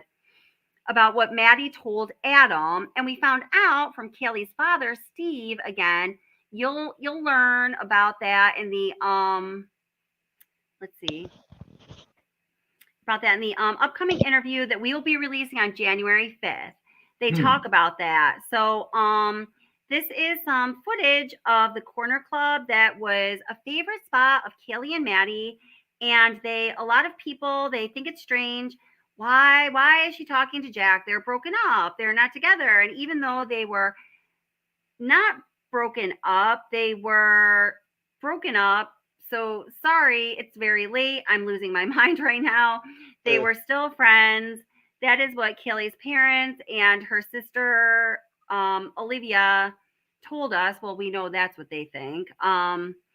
So they talked to each other every day, and they were not in fact together. Christy, Kaylee's mom, shared with us, and for those of you that are, if you just tuned in, you're wondering what the hell I'm doing. Apparently, Chronicles of Olivia interviewed the Gonzalez parents, but it's not going to be released till January 5th. So I'm being interesting, and I'm reading the transcript of the video that I can't play. Let's see. Kaylee went on a date with. Oh wait, hold it. Christy, Kaylee's mom, shared with us this kind of funny story where Kaylee went on a date with this boy after she'd broken up with Jack, and the boy called Kaylee bitch. Wait, where'd they go? Oh, and they were like cooking, making quesadillas, like the skanky enchilada. No, that's Nicole Kessinger. And he was like, make me a case of whatever. I don't want to know about the Okay, story. now come on, you. That's funny. Let's see. Right I here. know Chris Watts' case really good too, honey. Yes. Yeah. I refer to Nicole Kessinger as the skanky enchilada. Oh, I got kicked off of Web Sleuth during Chris Watts. I bet a lot of people get kicked off a lot. So anyway, so that's what's up with that guy. So for whatever it's worth, I had to get those answers. So yeah, I guess you're exactly right, Kay Braze. You're always bringing the facts. It sounds like she said right there that's not going to be released till January 5th. What do you guys think of that? What do you think, Gregory Worth? I think it's interesting. I mean, I would, one could think it was clickbait, but Olivia's pretty true to the facts. So, I don't know if she's honoring something the family's requested, or what exactly. Yeah. Yeah, why not release it now? That would be like, this would be a good time to release a video like that. Say that again, Kay Braze? This would be a good time to release a video like that. Why would you have to wait till January 5th? Thank you. I don't know. But that's when I looked at the Star magazine, and it says that on the 40-something day since the beginning of the murder, I don't really get into all that because it's like in the future. But it was weird that it kind of landed around the time that when the magazine cover said, the murder was found. Yeah. I don't know. That's a little. I'm not sure what I think about that. Wow. No, now look, allegedly, respectfully with Steven. Steven is streety. Okay, respectfully, okay? Like everybody went into this whole big thing when he did that they didn't have to go up the step stuff. Steven isn't a good communicator. Okay, if you follow his conversation, what he said was that they didn't need to go up the steps, but then right after that, he went into that whole thing of, I wish someone would be alpha. I really don't want to be the one. I don't want to do it. I think what he was talking about is, I do not want to go above Moscow police, local cops above their head and get them to do something. Okay, and he's very hard to follow. Communicate. He is. I would say he mixes his metaphors. Yes, he's very, very verbally confusing. But to me, he wasn't. How does he know where the killer's supposed to go? He was saying, I do not want to be the one to go up over their heads and get the local street cops in trouble, but I do want someone to take control of the investigation. Okay, and he did it in another one too. What was the other one? There was another one where he did that like that too, where it's everybody took it a different way. Yeah. Okay, are you following? Are you with me though? He talks odd. He's hard, and does, to me, to me, it got to where you just have to listen to what he's saying before or after, and what he said after of not going up the steps really meant, I do not want to go up the chain like to the governor and get the local street cops in big trouble, but I will. Trauma probably has a lot to do with it. Do what? I said the trauma of all this probably has a lot to do with how The he's trauma of all this, yeah, no, I probably. I mean, his brain must be like just like a bunch of mush. Yeah. I'm sure that the trauma must have way to do. And we don't know anybody's condition before all this because everybody's like, oh, the mom's not crying, the sister's not crying. I've had lots of deaths in my family. Literally, I've found a few of my family gone right in front of me being the first one. And in my view, it's just turn around and walk away. I mean, you can't change it. So, I mean, people grieve in different ways. And I just think that they're not crying and bawling it because, for one, it's not concluded or closed. And for two, they're still in it. You're still involved in it. Like sometimes it takes months. So like one day you wake up and you're like, wait, they really are gone. Like it's like the conclusion. Huh. Am I the only one that's having trouble understanding him? Oh, it is a little bit muffled. It is a little muffled. Okay. I've noticed when people come up on panel, everyone's on like different things, computers, phones, right? Phones, I don't know. Yeah, it's a little muffled. I can hear him though. Yeah. Like, okay, wait. I'm just curious. I can't see your name, but like, are you on a cell phone? Because you need to understand, I am very technically challenged. Yes, you in the bottom. K was. Are you like talking into a cell phone, like on a speakerphone? I'm on a headset. Oh, okay. Oh, okay. Huh. All right. I was just curious. Yeah. I don't know. Sometimes, yeah, it's yeah, all good. I can hear him okay. Gregory, what are you on? What am I on? I'm just on my laptop. Oh. What are you on, Kelly? I have a mic. Okay, just curious, y'all. This is not my forte. Go on.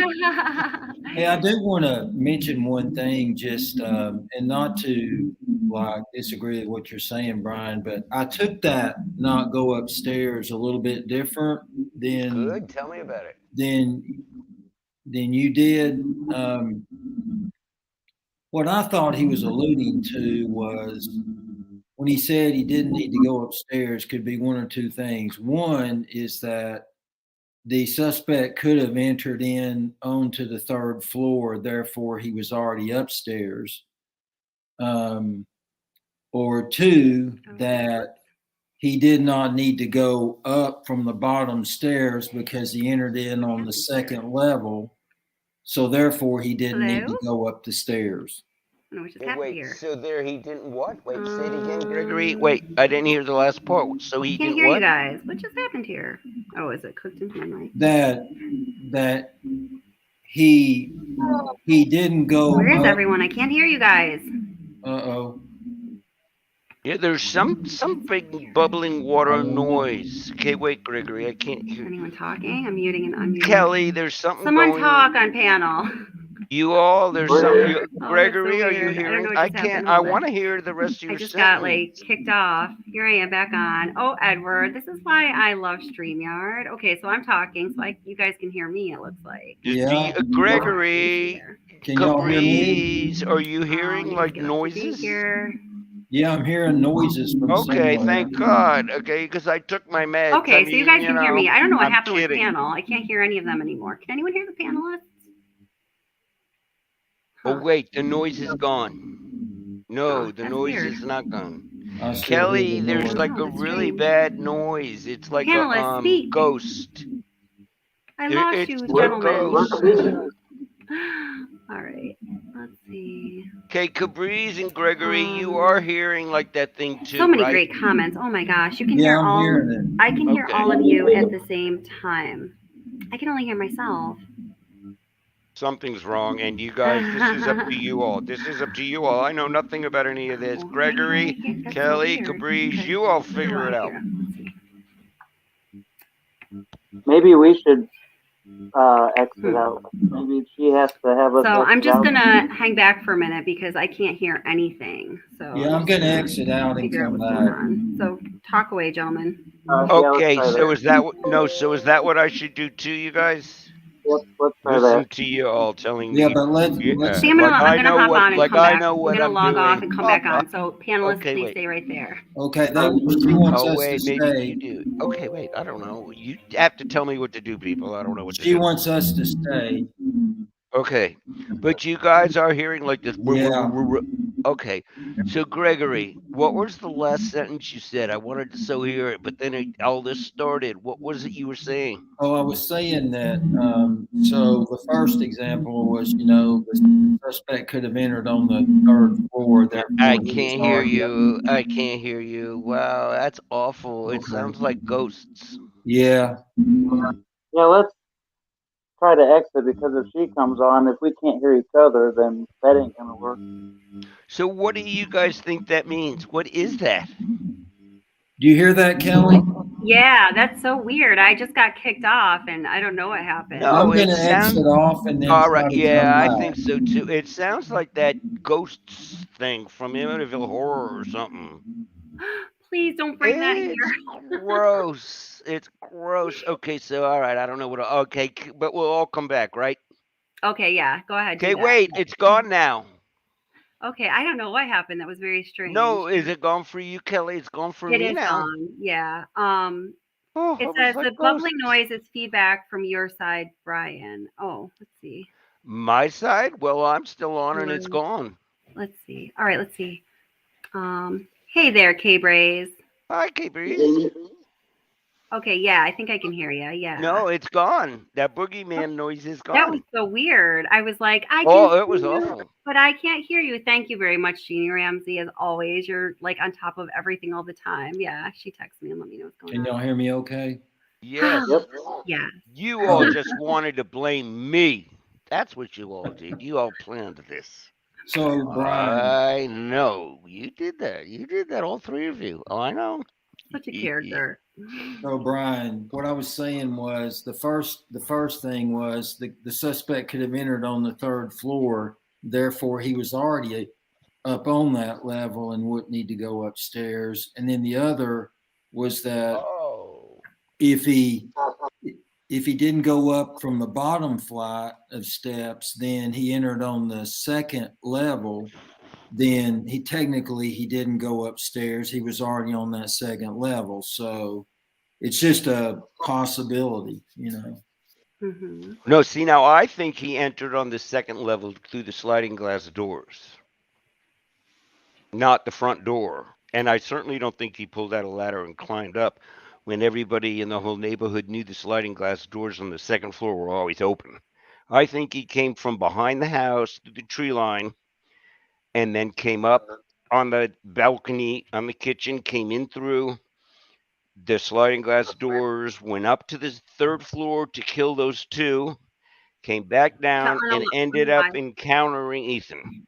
And then what could he do, you guys? Ethan knows who he is. He had to kill Ethan. At that point, Xana's bedroom door was open.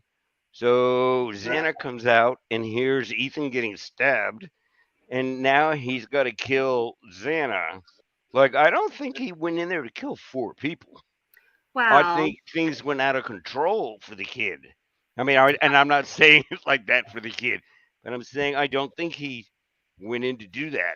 I think it went out of control, which would then Now, explain first of why. all, wait. First of all, wait. I just have to stop you really quick. Just be careful Okay. of like the wording that you're using. I know it kind of seems silly, but YouTube will hit me over the head with words that are used that they don't like time and time again. So, Oh wait, like KILL. Yeah, something, or we like to say unalive, or yeah. Ugh. I Oh use words come that are on, too as a harsh. I therapist, know that's ridiculous. it Like is, but really, it's you didn't YouTube. get hit? Did I know. somebody HITU? I mean, okay, it's hard for me. You know this Yeah. guy. Come on. Can I say one more thing before I head out of here? Go ahead. Yeah. About what you and Gregory were talking about earlier, that there's an influence, a girl, someone could have influenced somebody to do it, possibly someone that was still alive, possibly in the house. Right.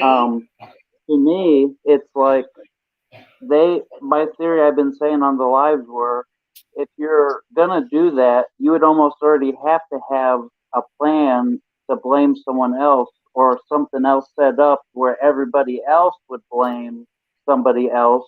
And those girls knew that Jack and her were broke up and they're in the same house. They must talk and hear things like, oh, she's getting ready to leave. He's going to be really mad.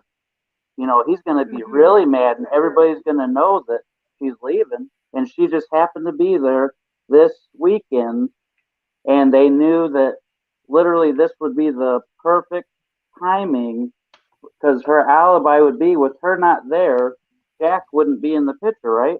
If this happened while she wasn't there, Jack wouldn't even be in the picture because she wouldn't be there. Right. Okay. So if this happened when, let me recap that. So if this happened when Kaylee wasn't there, Jack D would not be offered up as a possible suspect because it would make no sense if Kaylee were not there. So you're saying that perhaps somebody timed things to happen on this particular weekend when Kaylee was there, because then Jack D would be offered up as a possible suspect, therefore giving someone some cover. Yep. That makes sense, guys? Oh, boy. Yeah, no, it does make sense. And now did Jack D, he wasn't involved in any fraternity, right? No, he wasn't. No. Okay. Not But that I don't Kaylee, believe he was. but Kaylee was good friends, or I'm not exactly sure what her relationship with that Hunter guy, but he was the one that, you know, showed up in the Moscow Police Department surveillance videos. He was the guy on the back with the zip ties around his arm. Yes, and that was so strange, wasn't it? What was up with the zip ties? Does anyone know what was up with the zip ties? I mean, hey, I'm going to It's tell a you. drinking game. It's a drinking game. Yeah, Oh, it is? you stay tied up until you finish like a fifth, and then you can get out. I'm That's what I just just telling thought. you. Like, I think of ways of how to eliminate each suspect that everybody's putting out there. How are they tied in? And to me, Jack is tied in with her. So she just happened to be there this weekend only. And everybody's saying it's because of her. But to me, it's like if she wasn't there, then Jack wouldn't even be in the picture, like, at all. Mm-hmm.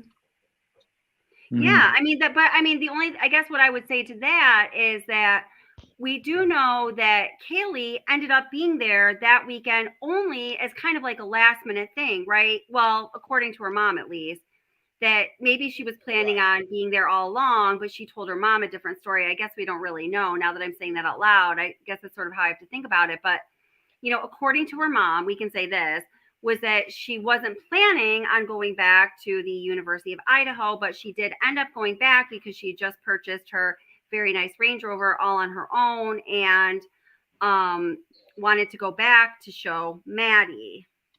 So who would know she's coming back? The people in the house? Yeah. The I guess I girls? was. Yeah. So I mean, they probably would know. Yeah, I know. I know. It's so silly, Colleen. I know, but that's just. I agree. Yeah. Well, what's interesting to me is that the one guy named Hunter, he's got a girlfriend named Emily, and if what I saw was correct, her house, her apartment, if you will, was like closer to the house than even Jack D's. Yeah, it's like 80 feet away. I heard that too. Yeah, I haven't. Oh no, I released saw that it on myself. video. It's 80 feet away. Oh, cool. Like you Okay. can see their house through Emily and Hunter's kitchen window. Oh, okay. Okay. We don't know why the locks were changed. I feel like if we knew why the locks were changed 100%, they said it's because that girl kept walking into the house unannounced, is what I heard today on a video. Who that was it was walking into the house unannounced? Hunter's girlfriend, Oh. Yeah, and no, that I just heard that today too. I heard that the reason why Xana's dad was supposed to go down there and change the lock was because Hunter's girlfriend and Xana got in a fight and they were in conflict, and apparently that is why. And again, I don't know if any of this is true, you guys. That Right. is what I just heard today, was that that's why the dad was changing the lock, was because, see, it's hard for me. Okay, Xana and Emily got in a fight, and I want to say to you guys all, everybody is like on that new Hunter dude. He's sweet. Did you see him at the memorial? yeah. Did you see him at the memorial? What, you just thought he was sincere? Yes. And Yeah. then just 2 days ago, apparently for this age group, there's like this thing that the girls did it where they imitate each other. The Hunter one just came out with one where he's imitating Emily. It's Mm-hmm. adorable. It's warm. It's Oh. funny. It's sweet. Okay, but everybody's demonizing him. But another thing that is really kind of fascinating to me is I don't know you all, you young people here, you tell me, is there something that goes on now where young dudes are like dyeing their hair all the time? Because Hunter's hair is totally a different color now, just like Ethan. Okay, and I'm like, what is this? Are guys now dyeing their hair? Youngins here, you all tell me. But let Well, me tell you something. I think some of those things, like also with the mustaches, this is something that I learned from the person that I was talking to at University of Idaho. It had to do with when the uh when the when wait just 1 second again. Come here, Lily. Oh, Hey, Brian. Aw, I was trying to grab my little bunny. She just hopped up on my like sofa, which is so strange. Hey, What are wait, you is it a doing? dog or a Get down. cat? It's a bunny. Oh my God, you're kidding me. A little So bunny? so like the A thing with like the bunny? mustaches, it has to do with, during January, it's rush time for the fraternities and the sororities. So the pledge class, the guys or the girls who are going into the fraternity or sorority have to do like uncomfortable, embarrassing, and weird things. But I guess here at this college, I don't remember this at my university because I was at Delta. I don't remember this at my university though. It was a big Greek university, but the people who are already in, particularly the fraternities, do goofy things too. So that's what was up with all the like porn style mustaches. So it might be something like that with the dyed hair, but I'll try to find out about that. Okay, have any of, well, no, but you all saw Hunter at the memorial. Yeah, and he was He in was stunning. pieces. Yeah. Yeah, I mean, did you not find him authentic? He broke my heart. I wasn't focused on him at that time. I can remember vaguely who he is just because I've seen him come across so many times, but I'm gonna have to go back and rewatch it, honestly. No, go back. He was Yeah. breathtaking. He was devastated. And then that for me is congruent with yesterday's thing of him imitating the girlfriend. He's a Mm-hmm. goofy, fun dude, just like our hoodie. Okay, goofy, playful, fun. But man, he's devastated. He is Yeah. devastated. Well, I don't know. I also guess I kind of feel like people can put on an act, but I Well, mean, go watch it. You and I are good at detecting acts. yeah, Go back and watch it. I Yeah, we definitely will go we back and get watch it. different stuff. No, we get different stuff. We're trained. Go Yeah, back and watch Hunter at the memorial. I definitely will. Yeah, because Get some Kleenex. Get some Kleenex. that was incredibly sad. And then tomorrow, or well, today now, December 30th, is the memorial for Kaylee and Maddie at the church Oh, in Yeah. their, where in their hometown. So that's gonna be very, that's, poor Yeah, girl. that'll be real emotional for sure. I'm Yeah. not watching. I don't necessarily, think that Hunter had anything to do with it. All I'm saying is I think that it's very likely that there was a female involved and that possibly there are some fraternity ties, not even necessarily the two Davids, but I still think there's the possibility of some fraternity ties to all this. But you know, it's fair. You know, it's just, you know, my gut feeling about it. Well, here, I have something that a conclusion that I came to. So I was this is what I actually intended for most of this live stream to be about, but I'm been working on a video about it anyway. That was that little 10-minute video that I played. We never got back to much of that, but we can go back to some of that if you wanted to, or maybe I'll probably do in a video because it's getting a little bit late. But this is what I've come to kind of sort of feel very strongly about, as far as I think this is what happens when you get this old, darling. You know, you just can't stay up that late anymore. Yeah. Well, you know, it's my birthday. see. Well, it's my birthday. Well, it's actually my birthday now. Wee! Happy birthday to me. But I have things I want to do tomorrow, so I don't want to be super tired. So, this is what I've come to think. Now, when we put together these pieces of information that we do know, which are, for me, number one, going into this all has to do with the dog. And K-Brace isn't up here anymore because he was so sorry about. I hope you're listening, K-Brace, because we were talking about the dog. That Kaylee's. Well, here I just want to listen to a tiny little bit of that video again because I want to just really. I'm going to take like 10 minutes to try to put this all together for you because I think that I feel for myself, and I'm not asking you necessarily to subscribe to it. I'd like to know what you think. Mm-hmm. I think that I've been able to put together some factual pieces of information here to arrive at a conclusion. I saw that some of you didn't like the bells in my video. Sorry about that. I did that intentionally because I want people to pay attention when things are said that raise critical questions that we really should be asking if we are being judicious and we're out for justice. So I'm glad that you are annoyed by the bells. I wasn't annoyed by them at all. I think it's a cool idea. Funny. I read some people said that in chat. That's brilliant. Because that's what I want people to pay attention. You know. That's funny. Good for you, that's right. Ding! Pay attention, people. Hello, you. Yeah, so I'm gonna have to go back to that. The indicators yeah, this whole I'm gonna have to finish this up in this video since I didn't get to most of it.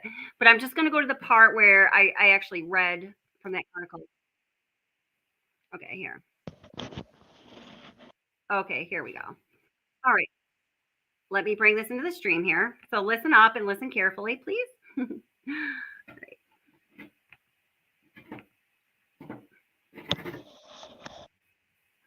I know even myself sometimes I'm watching things and I just, you kind of like get into a zone or get into your own head. But I was like, ding, pay attention. I do that all the time. Optimistic. Are you confident the police are going to solve this crime? I have to be. Now I'm going to read you some of the transcript from that very same interview with Christy and Steve Gonsalves. It says, much of the case remains a mystery, including a motive and how the other two roommates survived. The surviving roommates, who police said are not suspects, were at the house and likely slept through the murders, according to police. They were on the ground floor while the four victims were on the second and third floors. Christy Gonsalves said her family has not heard from the surviving roommates since the murders. Quote, they're victims as well, and I'm sure they're terrified, end quote, she said. Kelly Gonsalves' dog, Murphy, was also at the house. Police said when they responded, the dog was found in a room where the crimes had not been committed, and there was no indication that the animal had entered the crime scene. Kaylee's mom said Murphy usually slept with Kaylee or Madison Mogan. Murphy did not usually bark, but if locked in a room, Look at the puppy. he'd likely bark, whine, and scratch at the door, she said. She loved that dog and she took him everywhere, Christy Gonzalez said. As police withhold some of their information, Christy Gonzalez said she's desperate to know. Do authorities have the killer's DNA? And do police have more information about the white car they're searching for? Authorities have said they're looking to speak with the occupant or occupants of the white 2011 to 2013 Hyundai Elantra that was in the quote immediate area end quote of the house on the morning of the murders. The Gonsalves attorney, Shannon Gray, is acting like a liaison between the family and the police. Quote, when you don't get information released from the police, as parents, the rabbit hole just gets deeper and deeper about things you want to look into and ask about, end quote, he said. The family hopes to hold police accountable. Quote, we want to support the investigation, end quote, Gray said. Quote, we're just hopeful and optimistic that the police, have taken the right path, end quote. Moscow Police Captain Roger Lanier said Monday that the police do have a lot of information that they're choosing to not release to the public. We're not releasing specific details because we do not want to compromise this investigation, he said in a video statement. We owe that to the families and we owe that to the victims. We want more than just an arrest. We want a conviction. Lanier said in a statement Tuesday that the department receives tips every day that are viable. Quote, those tips help us do everything from clear people to further some of the theories that we're working on, he said. Eventually, we're going to narrow in on exactly what happened and who did it, end quote. Please note, this was from December 14th. As the investigation reaches the 1-month mark, Kaylee's dad, Steve Gonsalves, urges anyone in Moscow with a surveillance system to come forward. He said he's worried that now that a month has passed, some of those key videos could be erased. You could save this case, he stressed. Police urge anyone with information to upload digital media to fbi.gov/Moscow, Idaho, or contact the tip line at ci.moscow.id.us or 208-883-7180.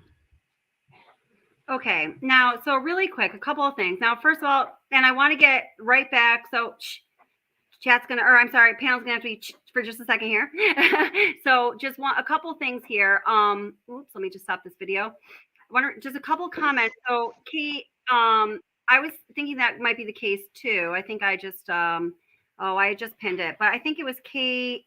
Kate Kelly said, I'm thinking that Hunter Chapin, one of the triplets, is being confused here as he was devastated at the memorial with his family. So I'm not sure. There are two Hunters. There's Hunter Chapin, who's Ethan's brother, his triplet, and then there's Hunter Ziptie. No, I don't. I think it was Hunter Ziptie that I was talking about. Okay, cool. I don't know, but I think. Okay, cool.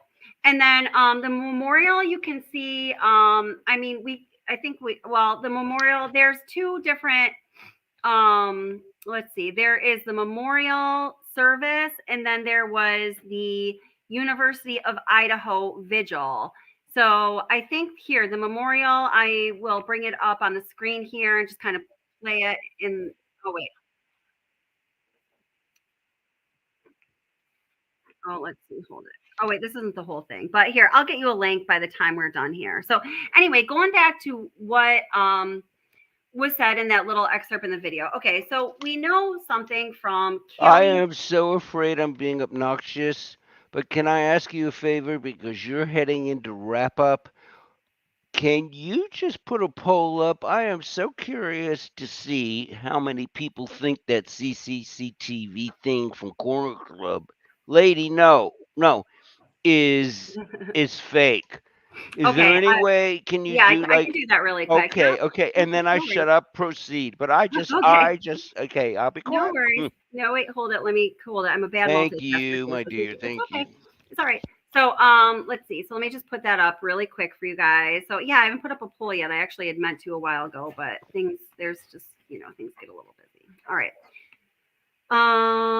Let me just put up that poll super quick. So the question is going to be, do you think, and if you could answer, that would be amazing. Do you think CCTV, I guess it was it's like a still shot. I'm going to say still shot Yes. from the corner club is fake? I'm going to have to ask it like that. So it's just a yes or no poll.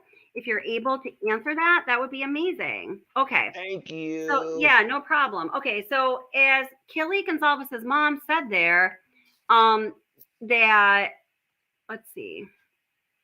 There you go. I have this article up so I can quote her exactly because I want to be precise in this. Because tell me if you guys think this makes sense.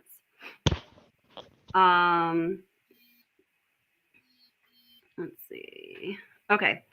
Kelly's mom said Murphy usually slept with Kelly or Madison Mogan.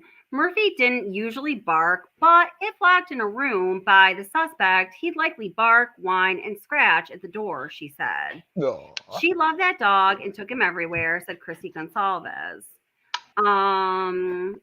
Then it says, as police withhold some of their information, Chrissy Gonsalves said she's desperate to know, do authorities have the killer's DNA? And police have info. Okay, no, wait, more about the dog up here. Kelly Gonsalves' dog Murphy was also at the house. Police said when they responded, the dog was found in a room where the crimes had not been committed. There was no indication that the animal had entered the crime scene. Okay, guys, so let's think about all of these facts. We know that the dog usually slept with Kaylee. We know that the dog was found in a room where the crimes did not occur. We know that the dog did not have any DNA on him, so there was no, blood or anything on the dog. So when I was thinking about all of this earlier, I was really not able to make sense of any situation that would make sense when you consider what was going on with the dog, where Ethan and Xana were unalived first. So, and I guess I was thinking in terms of the dog being on the third floor with the door closed, because that is what I had heard is kind of the going story. Now, law enforcement only said that the dog was in a room where the crime didn't occur. We could certainly surmise that the door was closed, because if the door was not closed, the dog certainly would have run around the house. The dog, we know the nature of dogs. The dog would have absolutely gone to try to find Kaylee and would have had DNA on him, right? So if the dog is behind a closed door where the crime did not happen, if he does not have any DNA or evidence on him, and if he usually sleeps with Kaylee and would bark or scratch or whatever if he's behind the closed door, the only thing that makes sense to me is that the perpetrator attacked the people on the third floor first. Because try to take all of those pieces of information into account and then come up with a reasonable scenario where the murderer would have attacked the people on the second floor first. Let's say, okay, the dog is running free even, and he did attack the people on the second floor first. You don't think that dog would have gone to see what was going on and therefore would have gotten some evidence on him, right? See, I think as a community, we all have gotten very confused with the fact that Kaylee was not living there, period. She moved out. So I think, like, if I was coming down, like, in 2 weeks to, like, visit you and bought Lady, it would be different than if I was your roommate, as now I'm your guest. But we all kept doing crazy stuff. It's really insane. Like, we all like understood that the Range Rover, and she was coming down to show the Range Rover. But then when we all heard that they were in the bed together, Then we all somehow had to like kind of forget that she was just visiting and had moved out. So we went through all that. And then with the body police thing, where that one room was empty with the golf clubs, and we all went nuts on that. But that makes sense because, and every picture we've all had for the whole last time with the diagrams of the rooms, none of us ever had Kaylee never not living there. Kaylee moved out weeks ago.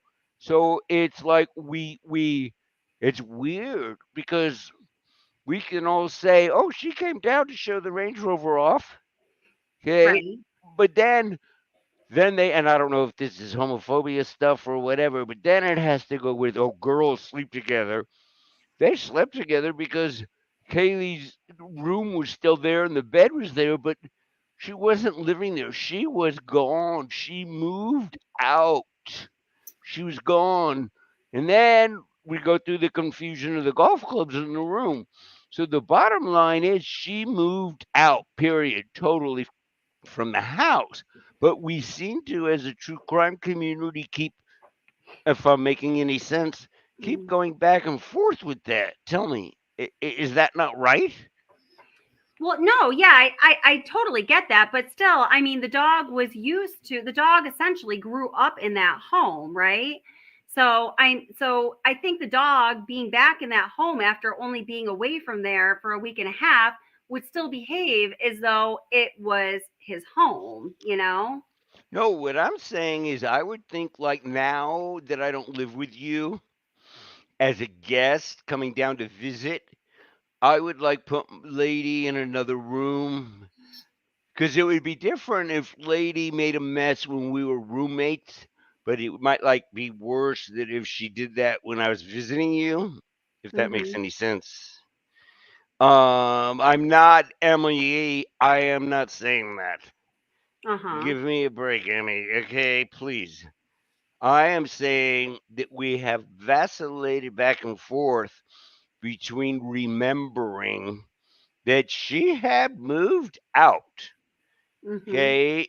And so what I'm thinking is I would put Lady in a separate room if I came down to see you now. But I Right. wouldn't do that if we lived together as roommates. Well, but we also know that Kelly's mom said that they took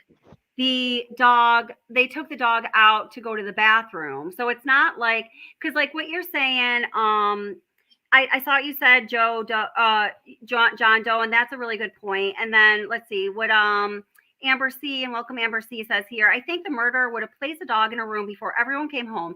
Kelly or Maddie could have assumed the roommates put the dog away for a reason, or the dog was in the room with one. But we do know that Kelly's mom said that they took the dog out, and I think that that would only make sense. I think some other people attested to that as well.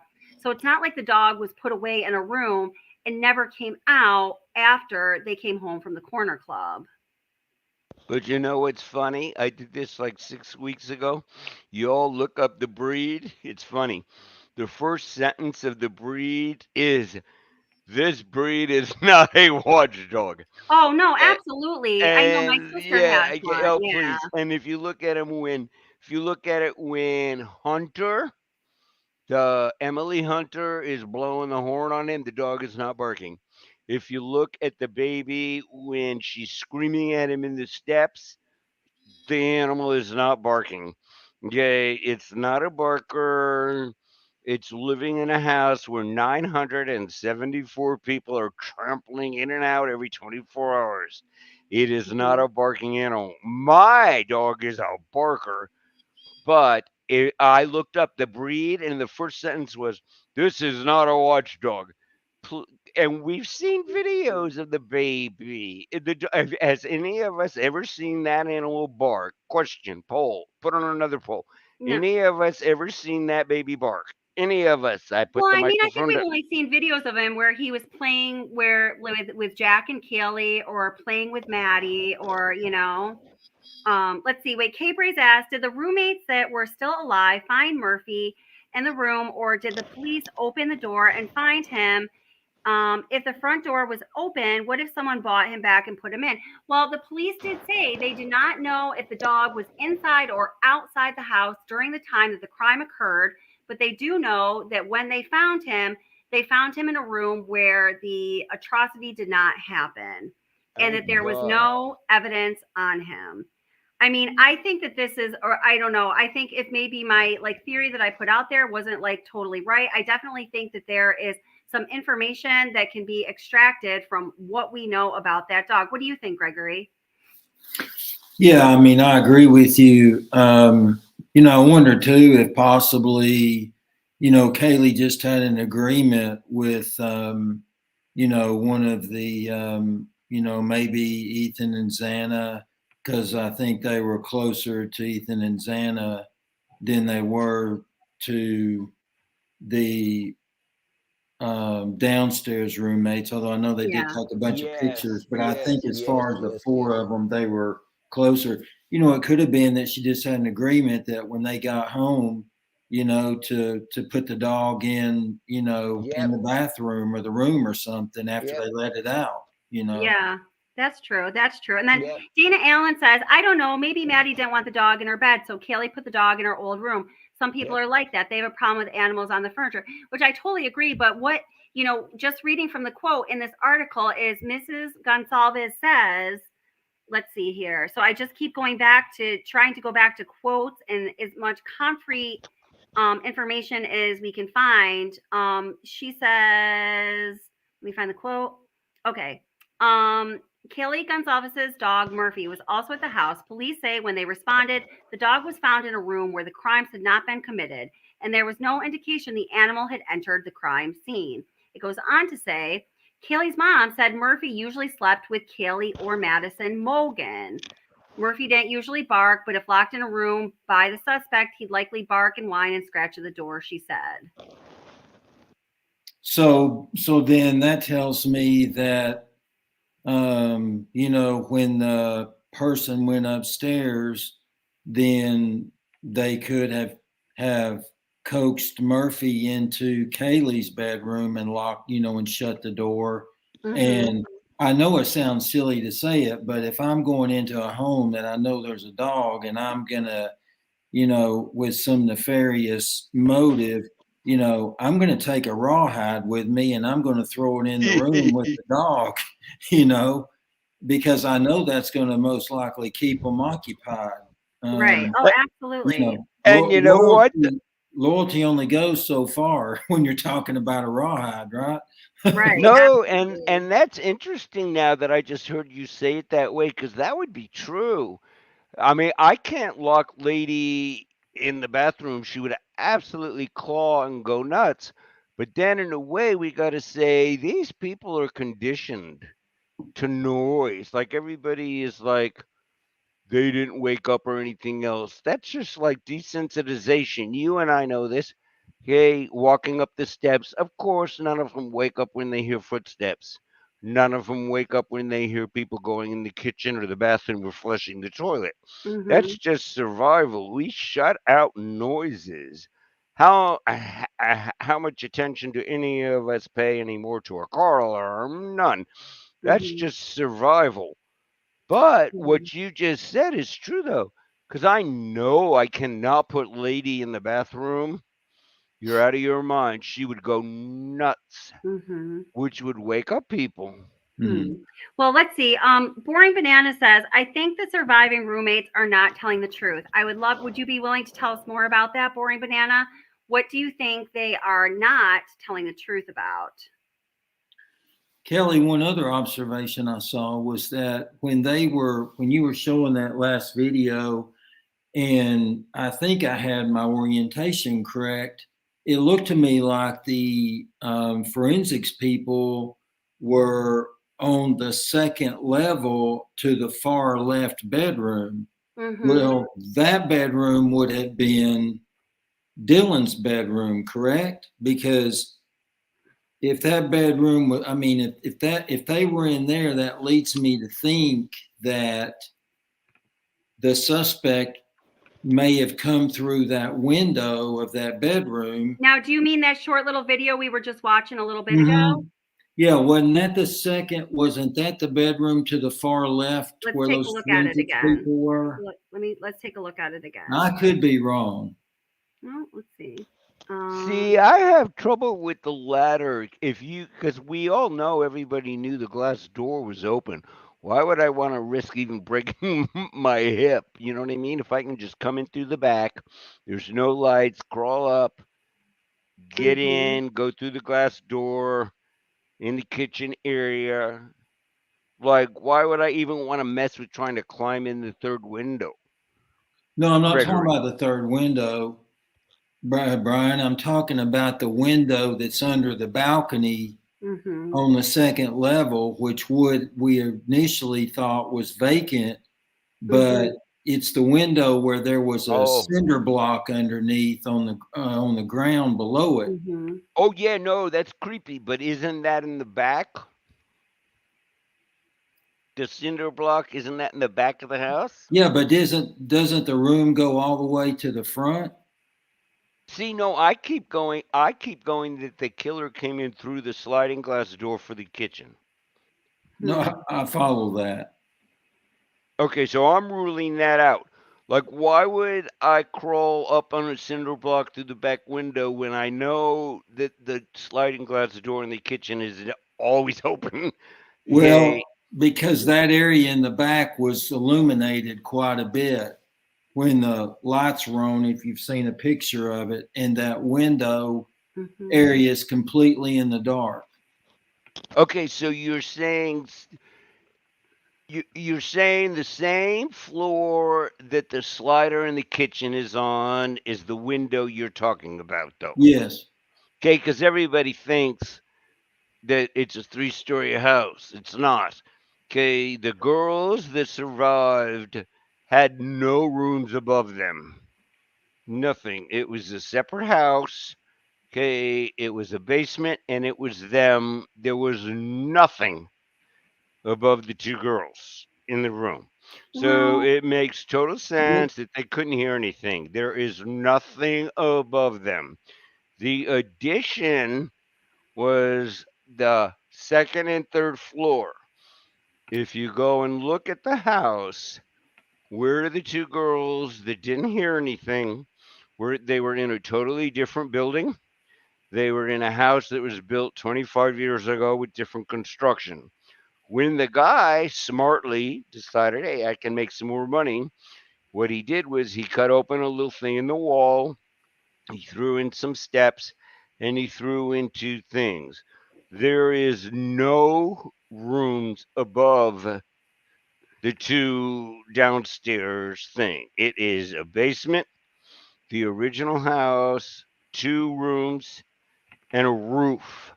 But There I is follow what you're saying, but for simplicity's sakes, I think most people look at it as first level, second level, and third level. I Right. know, And but this is all I'm saying is that I think rather than the possibility that rather than risk coming in the slider in being seen in the light, he could have come in through that bedroom window no, he under the could have. cover He could have.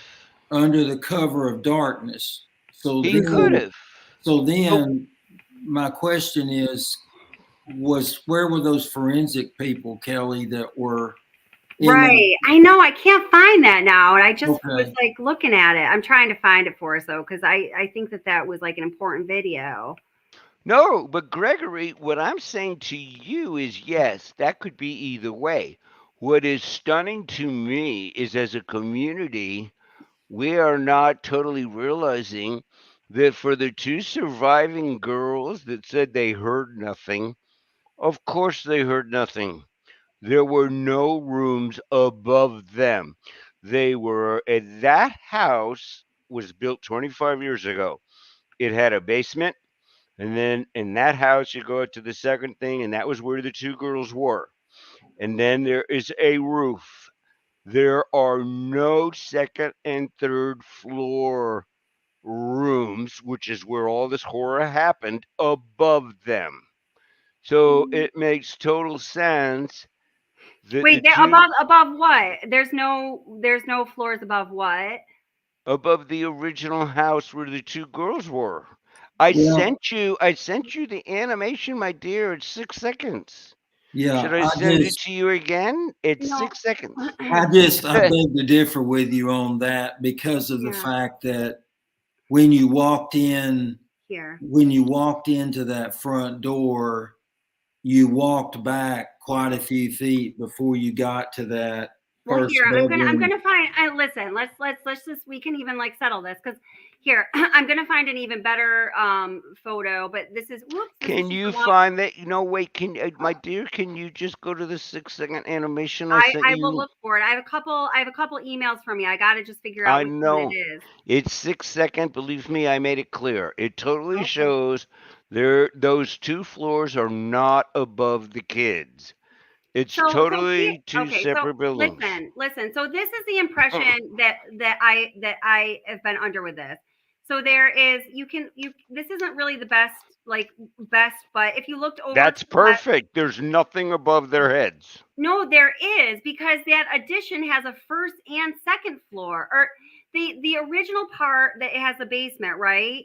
It has a first and second floor, and then the part that we're primarily looking at here has a second and third floor, therefore making the second floor the largest floor plan of all of them, and then the first level and the third level floor plan doesn't have as large a footprint. Okay, I'm sorry. I love this. But I am going to send it to you again. Have you Okay. found it yet? Because I No, sent I you a haven't. beautiful.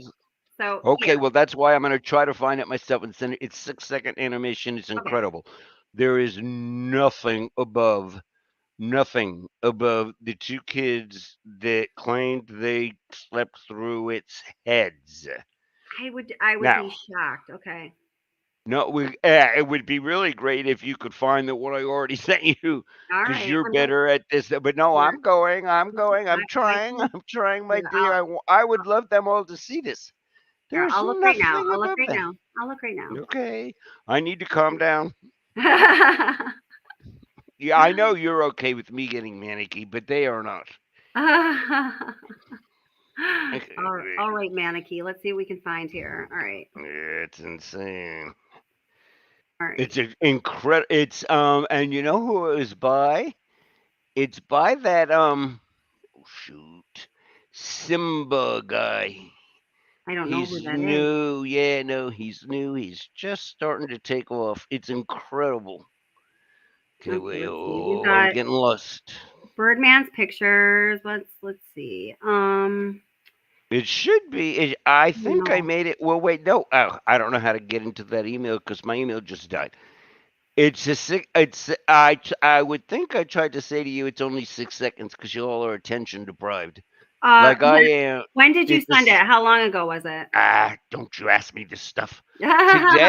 Today I think because I was All right. trying to Okay, I get think I got it. prepared to Okay, be with I think you. I got it. I think I got it here. Yeah, no, I was trying to get prepared to be Um, with you because I know how I've learned how it works for you guys on your end. What you guys do is really incredible. It's Thank a you. lot of work. It's a lot of multitasking. It's It keeping up really, with a ton of stuff.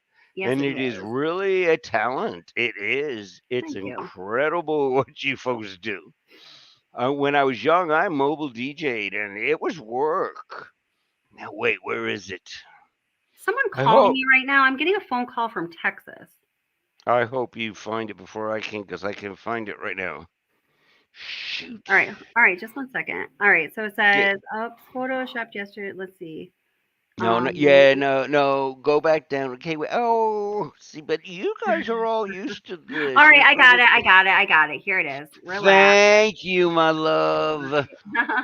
All right, so relax. Okay. Uh, Here we go. All right.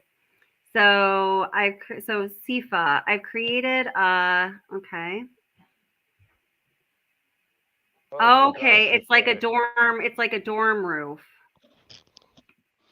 A Yeah, dormer wait, roof, or is that what you call it? playing Yeah, it on just your thing now? hold on, I'm getting there. Just one second. Oh, Now I've okay. got I'm now just I've got to asking. I'm sorry. I'm now getting I've excited. okay. I'm sorry, my dear. You know, I'm Now allowed to I've got be to a little get crazy. back. I've got okay. I see. So this does if this is how it is, Gregory, it does make sense. It doesn't look like it from the outside though, but if this is in fact how it is, I see what the guy's saying. But Yeah, it's all right, just give me a all right. break. Now just let people take it in here. Just let people Yes, I take will it in. shut up. I will calm Okay, down and all shut up. Be right. my therapist. Be my therapist. I Calm me just shushed down. you. Okay. Yes, you did. That's good. I would be Deep breath. quiet because I All can right, turn here off we a go. lot of people. All right, here we go. So here's the animation, everybody. So here we're looking at the, second and third floor as we know them to be. And I still saw a second floor there. I still saw a second floor and a dormer roof. Look at this. See? Because Okay, wait. I'm on the wrong page. Wait, are you playing it? Oh, wait. I'm on the wrong thing. Wait. all right, well, I'm gonna just Oh, okay, wait. Okay, wait. No, I'm not. Okay, here. Now I'm with you with what you're playing. okay. So I Oh, still my God. see on that basement, the basement level still has an upstairs to it. Yes. And it's Yeah. a roof. There's no No, no, no. rooms where people. Look at all the way to the left. There's on the very bottom floor, there's a set of windows, there's a floor, there's a bed sitting above it, and then there's a dormer roof above that. Right, and what is above them is that triangle you're on. Well, If what's you, on the that first is not no, what's but on the that is very not bottom? where they were killed. They What's were on the very killed on the right other two. It what's is on not above that thing on the left. Wait, I thought you said that there's nobody above the two surviving roommates. There isn't. Go to that triangle. Well, okay, so then what is on that very first bottom floor then? No, that's a basement, I guess. What I'm saying is go to the. Oh, I can't. Go to the. Yeah.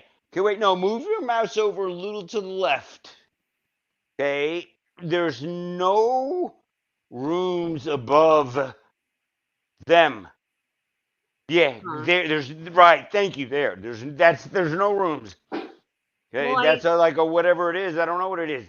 The only okay, two look at rooms where the watch murders my mouse. happened. Watch my mouse. Watch my mouse. Yeah, wait. No, this is great. I thank you so much.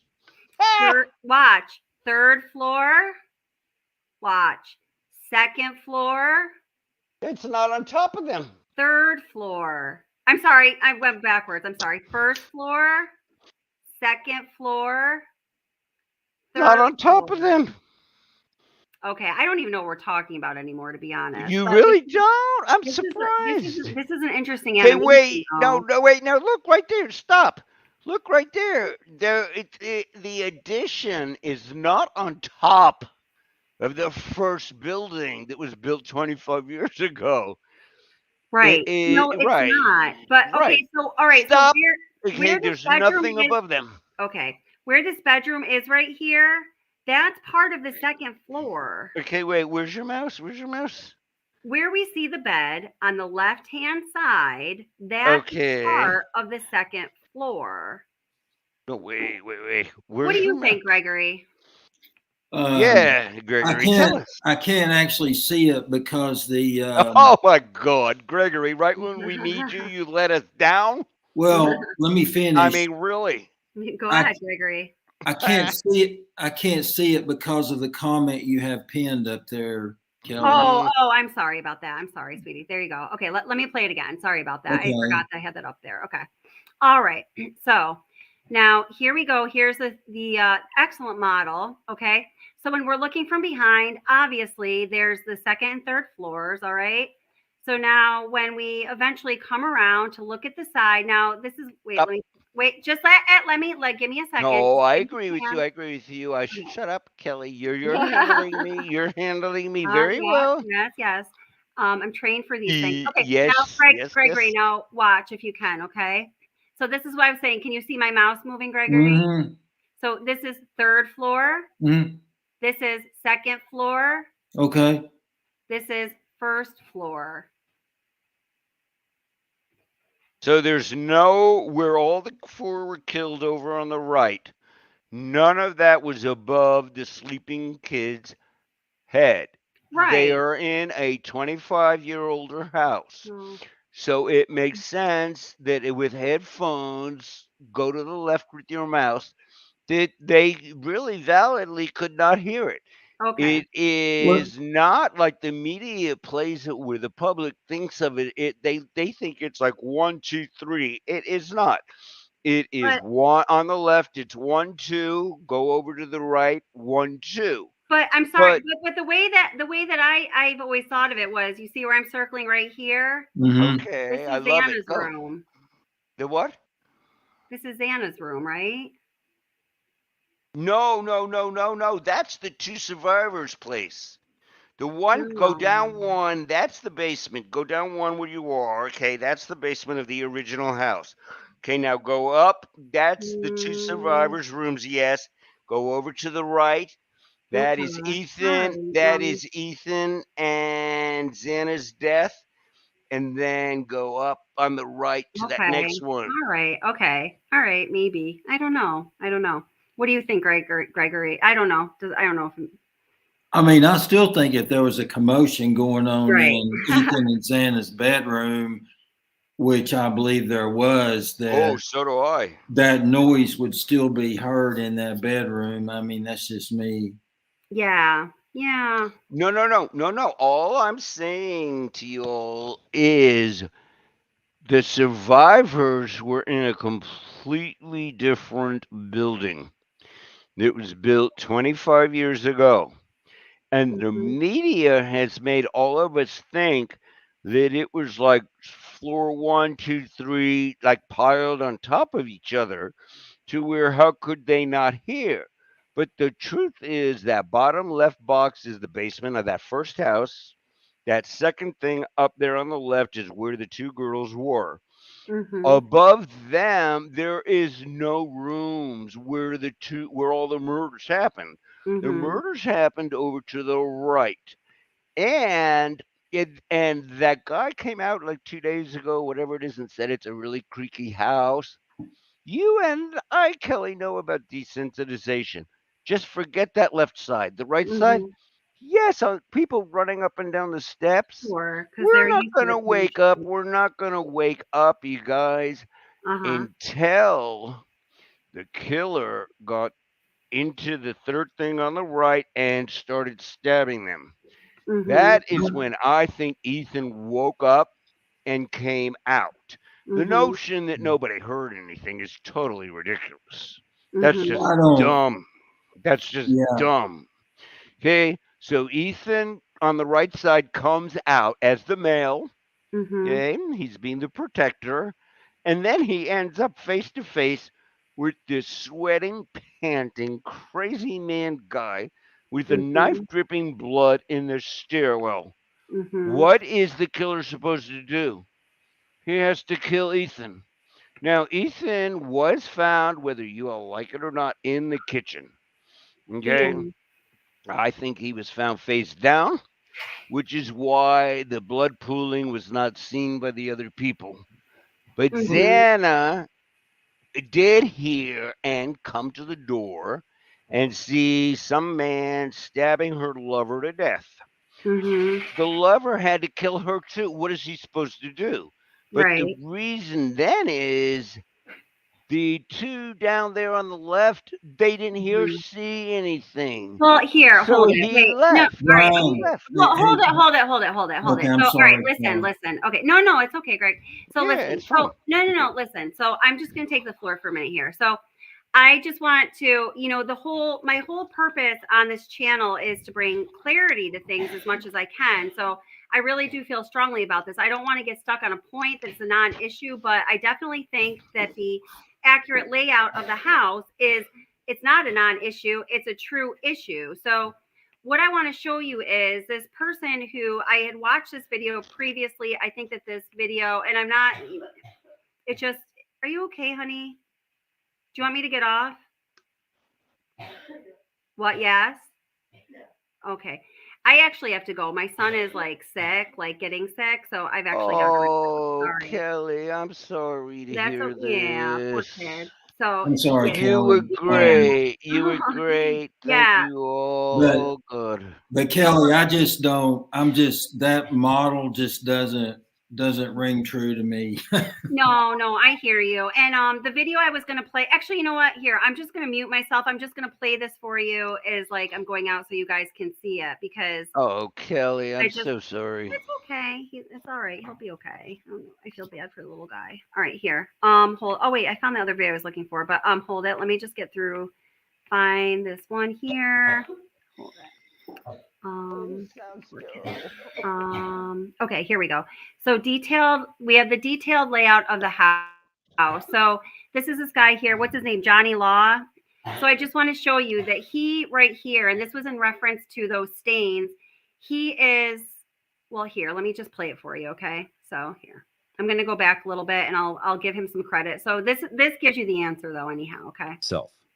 Here's floor 2 that I talked about.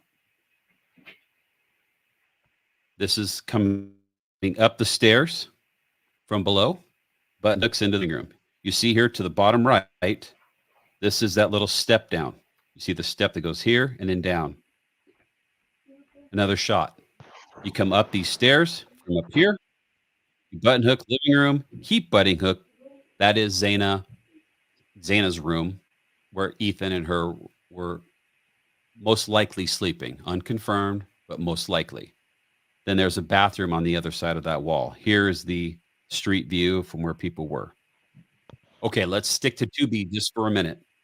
Now, everybody has seen the photos of the red substance that's down the back of the wall. I wanted to point that out on where this is in relationship to the house and the bedrooms that are inside. So here on 2B, this area right here that you see is about the area where those stains are found along the wall. Whether it's blood or not blood, the red stains that are there, that's the proximity of this bedroom. Whether the bed was laid out in this fashion or the bed was laid out in that fashion were unknown.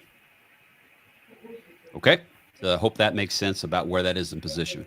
Now I'm going to show you another picture of the outside of the residence where this is located, where 2B and the outside of that is located. There's been some comments back and forth. How did it go 2 stories down? And all of this, people have been calling it blood. As an investigator, we don't identify substances just by looking at them. We call them suspected. In this case, suspected blood. We could field test that, but until it is collected, sent to a lab, we're not going to call it blood. We're going to call it suspected blood or a red substance, red liquid substance. So let me just say that this red liquid substance that gravity pulled down is located at this area. And I want to show you that it's not traveling a large amount of distance. Okay. All right. I'm going to take you back to the drone footage. And now that you know at least floors 1 and 2, I'm going to show you where these stains were and how far they traveled. So I'm going to zoom in here. And this is the area right here where those are. As you can see, if I pan out a little bit, there is dirt and ground and earth right up to that point. So this area right here is where I was talking about the bedroom with Zana and where Ethan was probably staying. So that is the room in relationship to the house. And that stain that you're seeing is right there. I'm going to show you another picture. Okay, now this picture is just a close-up of the same one you just saw pulled out. You can see it's not very far from the ground. I mean, the ground level is right here, and this is the bottom. And there's also a pipe here that is located. Now, it is kind of particular that this pattern of red fluid is going down in this direction here. In this little section here, it looks like the fluid possibly came over the top because the next painting pattern is down below that appears to be the same texture and consistency of that. That this may have started here, and gone over, and then gravity took it back to the house and it came down. So we don't know what that is, or I shouldn't say we, the investigators may by now know what that is based on their testing, their field testing or lab results.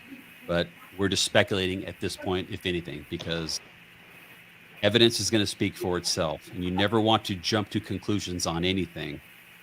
So that's why we're calling it what they're calling it, and what the investigators, I don't even know if they've called it anything. I haven't even seen anything. It's just been the media and social calling this blood, but it's suspected blood potentially, or it could just be a red surface, and that there's something that's in that pipe that we don't know about. Okay, so I'm going to take you now from the second floor to the third floor. We right? need a Let's take picture look. of the blood today. So we are See if it here changed color. on the second floor. We're going to go up these stairs here. These stairs take you up, and they button hook around and come up to this hallway. You button hook to the left. This is on the diagram 3B, which is suspected Kaylee's room. You button hook to the right. There is a bath here, and this is Maddie's bedroom. Whether they were there at the time on November 13th is unconfirmed. More than likely, if that is their bedroom, then that is most likely where they were sleeping. There are pictures of Maddie here with an M in the window and some purple boots. So if that's, following with that pieces of evidence, if those are her boots and she's seen with those boots, as well as the M for Maddie, it would lead one to believe this is probably where she was located.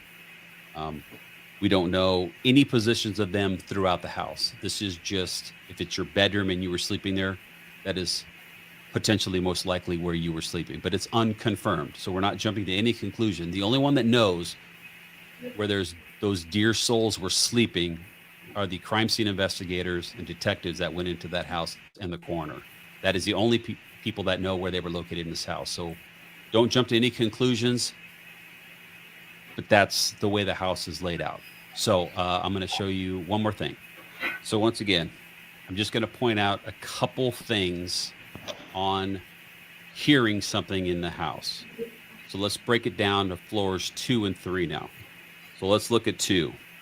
If Dylan is not in this bedroom, then where Maddie was murdered, there's nobody below to hear that happening. Below Kaylee's bedroom is a kitchen, so nobody's down there to hear anything on level 3. If Dylan is in 2A, then the potential for her to hear something in 3A is there because it's directly above her. Whether she could or not, that's what investigators have to follow up on and question her on. There may be other external factors that we don't know about, so we're not going to jump to conclusions. But I hope this video was helpful on just a little bit of a walkthrough of the house itself so you can get an idea. Outside photos don't always show the true workings of the layout. It shows the blueprint, but not so much the layout. So I hope this video was helpful for you to clear up a couple different things. And if you want to check out the videos that I did before, I'm going to leave them on the end screen or one of the cards up above here. And if you have any questions, comments, feel free to leave them on the YouTube channel. I'm going to try to get to all the comments that I can. But I appreciate you guys, and let's keep praying for the families, for some peace and for justice for them, and for the investigators that are just killing themselves trying to figure out who did this heinous crime. Doing this for 25 years, there's nothing more that motivates you than nabbing somebody and nabbing them quick. There's a lot of stuff to go through. So everybody, please be patient. Keep giving them tips, and hopefully together we can catch this killer. All right, thanks for watching. Hey guys, welcome back to my channel. In this video, I'm going to break down the house, 1122 King Road. We just finished playing that, Idaho, so you guys saw whatever he had to say. So this guy is really good. He's like a former detective or investigator or something like that. I can't remember what his credentials are, but you've probably maybe seen him before. Sorry about that. My poor kid is sick. He needed his inhaler and some cough syrup, and he was arguing with me about converting milliliters to tablespoons. Like, I don't know how to do that at 44 years old now. So, yeah. So I think you guys saw that. I think that, yeah.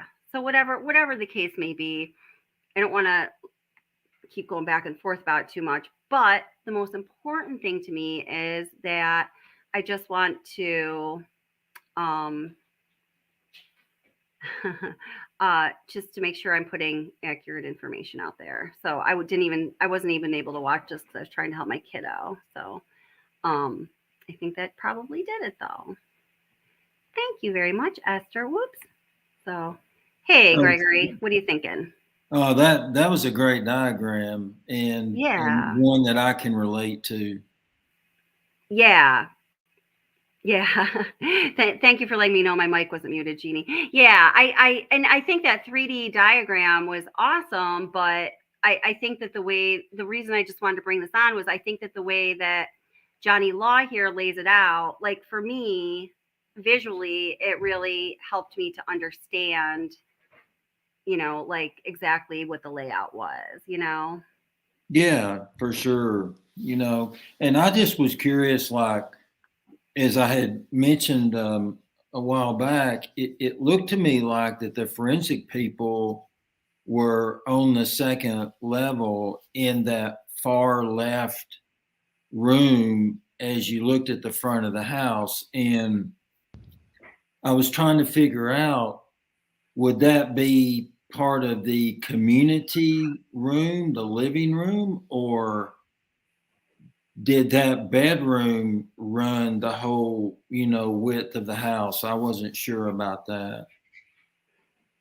Wait, say that again. I'm so sorry. I was reading No, comments. it's I'm sorry. okay. If the suspect did enter into that back window, through that back window on the back side of the house there, the Uh-huh. one that was under the balcony, right? Mm-hmm. Yeah. So did that room then exit into a hallway? I guess it did. Gosh, I'm not sure. Wait, let me bring this picture up here. I think I'm not sure about that. Because I'm guessing the stairwell going up was like if you came out of that room into a hallway and made an immediate left, I guess that stairwell would have been right there. Yeah, I think so. I think I understand what you're talking about. I don't want to say yes, I think so to a question. I'm not sure if I can. It's not that you're not explaining clearly. I have a really hard time turning words into visualizations, But Me I think too. what you're saying, I think what you're saying is correct. So are you talking about that window that's circled right Yes. there? Yes, exactly. Where Okay. the cinder block was. Because Right. look how lit up that back is, even in the Right. daylight with those lights. Right. No, I totally agree. So what stairwell are you talking about? Like on the left side or on this side, then up? Where's the stairwell, Gregory, you're talking about? I'm I lost. think here. I think I'll show you. I'll show you right here. This is a little this is a floor plan layout that I created before I realized that, like, I guess I don't know if when I created this they were readily available, but I spent a really long time making this, and when I realized they were readily available, I was like, oh snap. But here, I'm going to put it to some use. It's colorful, but so if we're looking at this, you see that the top of the screen is the rear. So in that case, Gregory, the way that I have it, at least, I think that furthest window would be going into the second floor rear bedroom. That was the one that was either unoccupied, yes, or that possibly Dylan was in. Okay.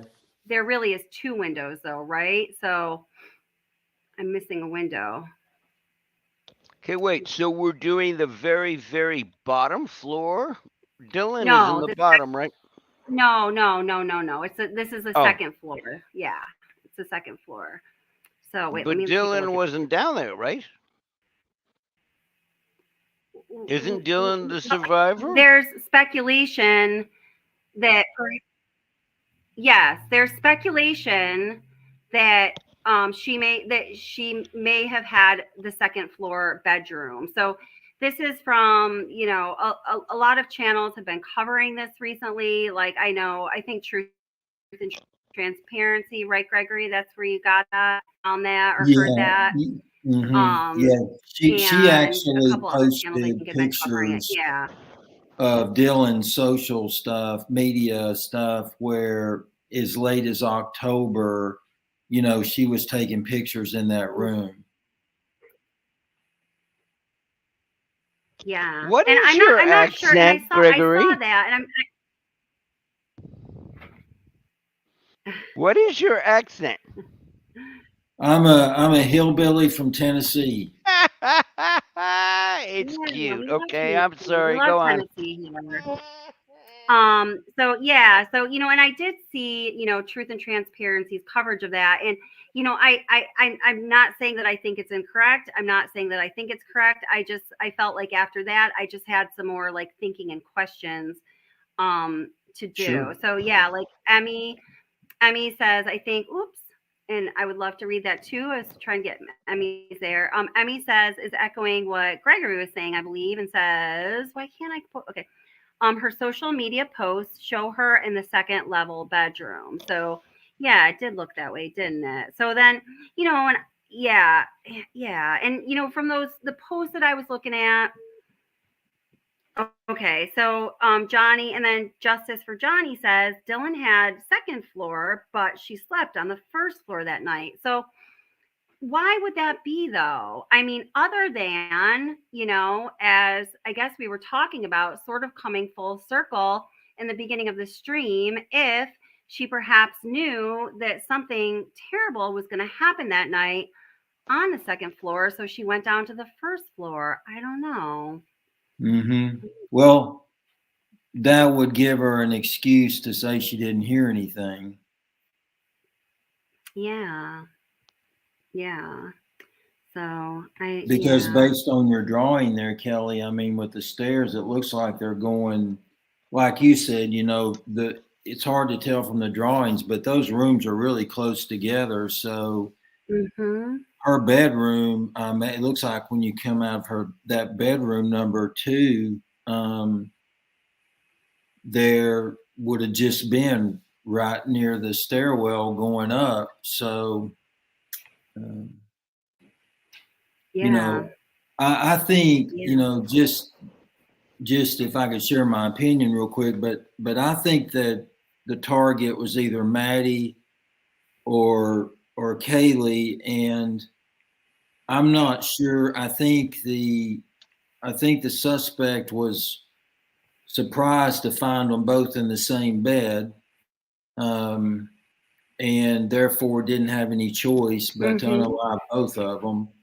And then if the house was as noisy as other people have said that were in it, coming down the steps. And the other thing is, Ethan, there may have been some rule about being out of the fraternity house all night long. And, he could have been getting up early to head out and confronted the suspect, in that hallway. But I had never heard that he was found in the kitchen. I presumed that he was maybe outside the doorway, possibly.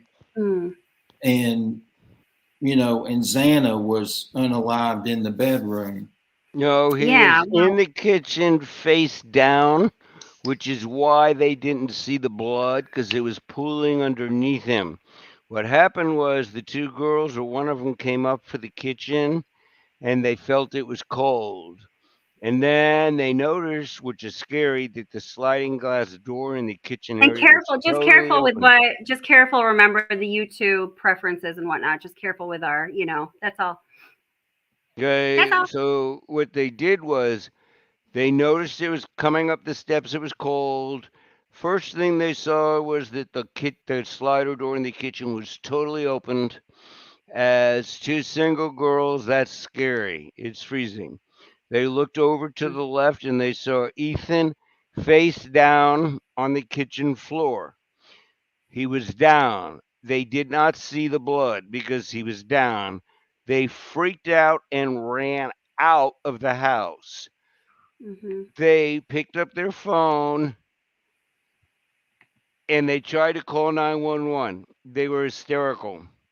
Passerbys were Right. walking Yeah. by and they came over to Yeah, help. no, that's a going story. That's, that's the, I have a video on my channel where, I talk about that version of events that, came out mostly from anonymous sources.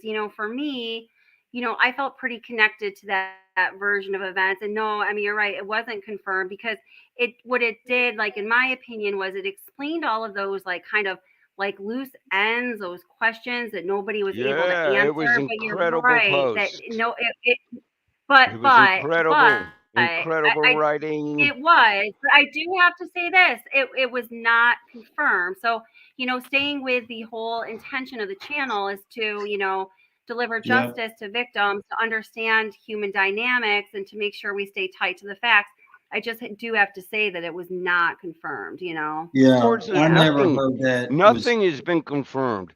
No one has Yeah. confirmed that JD did not tell the cops that he was at the corner bar that night. Okay, we have no clue what JD told the cops in the interrogation. So everybody going nuts about that picture the other day and that blows his alibi. We do not know what he said to them. In all likelihood, he told the cops he was at the bar for 2 hours that night. Nothing is confirmed. But Brian, So we're not allowed to be selective in what is or isn't confirmed. We're allowed to say, Absolutely. okay, the bottom line is the internet for the last 24 hours has been going nuts about the picture. The picture is fraud, in my opinion. However, everybody is saying, well, if that was him in the bar, he's screwed. He's not screwed. He is allowed to go to the corner bar on a party night. Last night in Moscow, before the kids break for Thanksgiving, and hang out for a couple of hours and go home and go to sleep and not answer his phone. This Yeah. is No. not complicated, okay? No. Brian, But you can't keep picking whether this is confirmed or not confirmed. The bottom No, line none of is it's confirmed. I've never said right. anything's confirmed. Right. No, I know you haven't. Nothing is or not confirmed, okay? So Yeah. we can't say that what I'm saying is not confirmed, but then everybody online can keep saying it's been confirmed that this happened or that happened. The reality is nothing is confirmed. What Brian, is confirmed is 4 people were slaughtered. That is all we know. Floor Yeah. is yours, Gregory. Yeah. what is confirmed is the coroner said that all 4 of them were found in bed.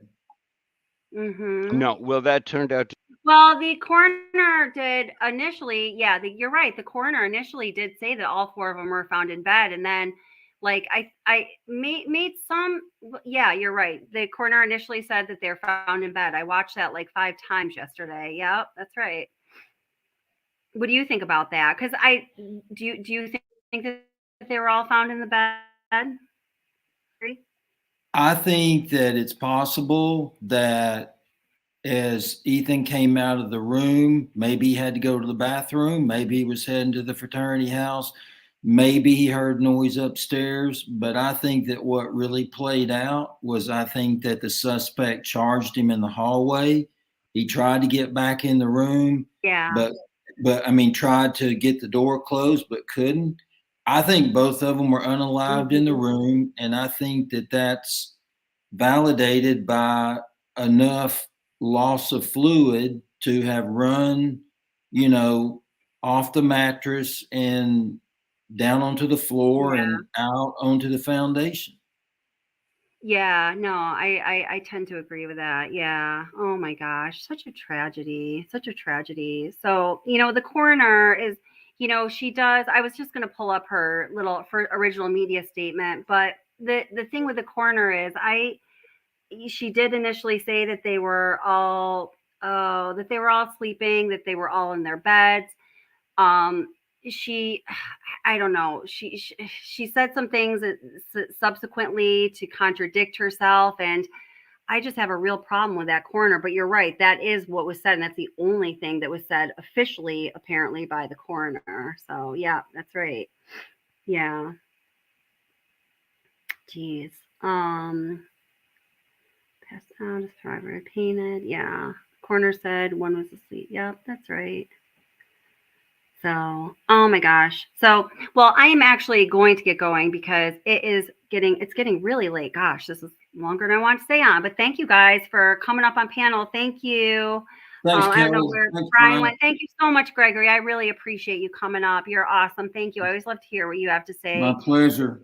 Yeah, and thank you for everything you do. And thank you, Brian, and thank you, Kay Braze, and everybody in chat, subscribers, members, and of course, and new members. I know that lots of people not lots of people, but some people from at least DC Primetime and myself, and who knows who else were gifted memberships this evening. So I'm going to be doing a couple members only videos this weekend. It's not because I don't want to include everyone. It's because primarily either some things, like I said, I just don't feel like I want to spread around all of YouTube Nation. And then other things, it's just a matter of whether the gods that be on YouTube are going to approve or not. Jay Tan says, go watch Truth and Transparency. I definitely agree. Truth and Transparency. Lana has been a long time friend of the channel. I think that she's put out some really awesome stuff lately. She's definitely put out some new information, and I'm so happy for her, and that our channel's growing, and that she's, doing some great things towards finding the actual information that we need to know in this case. And thank you so much, Kimberly. I appreciate that. Thank you. Thank you so much, guys. I appreciate all of you. I love your accent, by the way, Gregory, and so does Esther and a lot of people in chat. Thank you. Let's see. My best friend she lives in my best friend from college and her husband. They live in Nashville now, but they lived in Clarksville for a while. And then before that, they lived somewhere else. Is that near you, or are you on a different side of Tennessee? I understand Tennessee is a very long state. Yeah, Clarksville's not too awfully far from me. Yeah. I'm actually in Chattanooga. Okay, yeah, I know. Yeah, I've been there with them before. Oh, that's awesome. Yep. Yeah. Oh, and thank you very much for sending my kiddo well wishes. I feel bad for him. He like coughs to the point where he gets sick. And then yeah. So and it's 1:51 a.m. here. So yeah, it is my birthday. Thanks, Lisa. I appreciate it. Last train to Clarksville. That's right. Yeah. Yeah.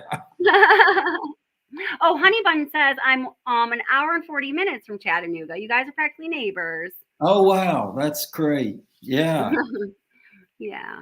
I try to have patience, Angie. I try. Thanks, Ara. Hey, thank you. Thanks, guys.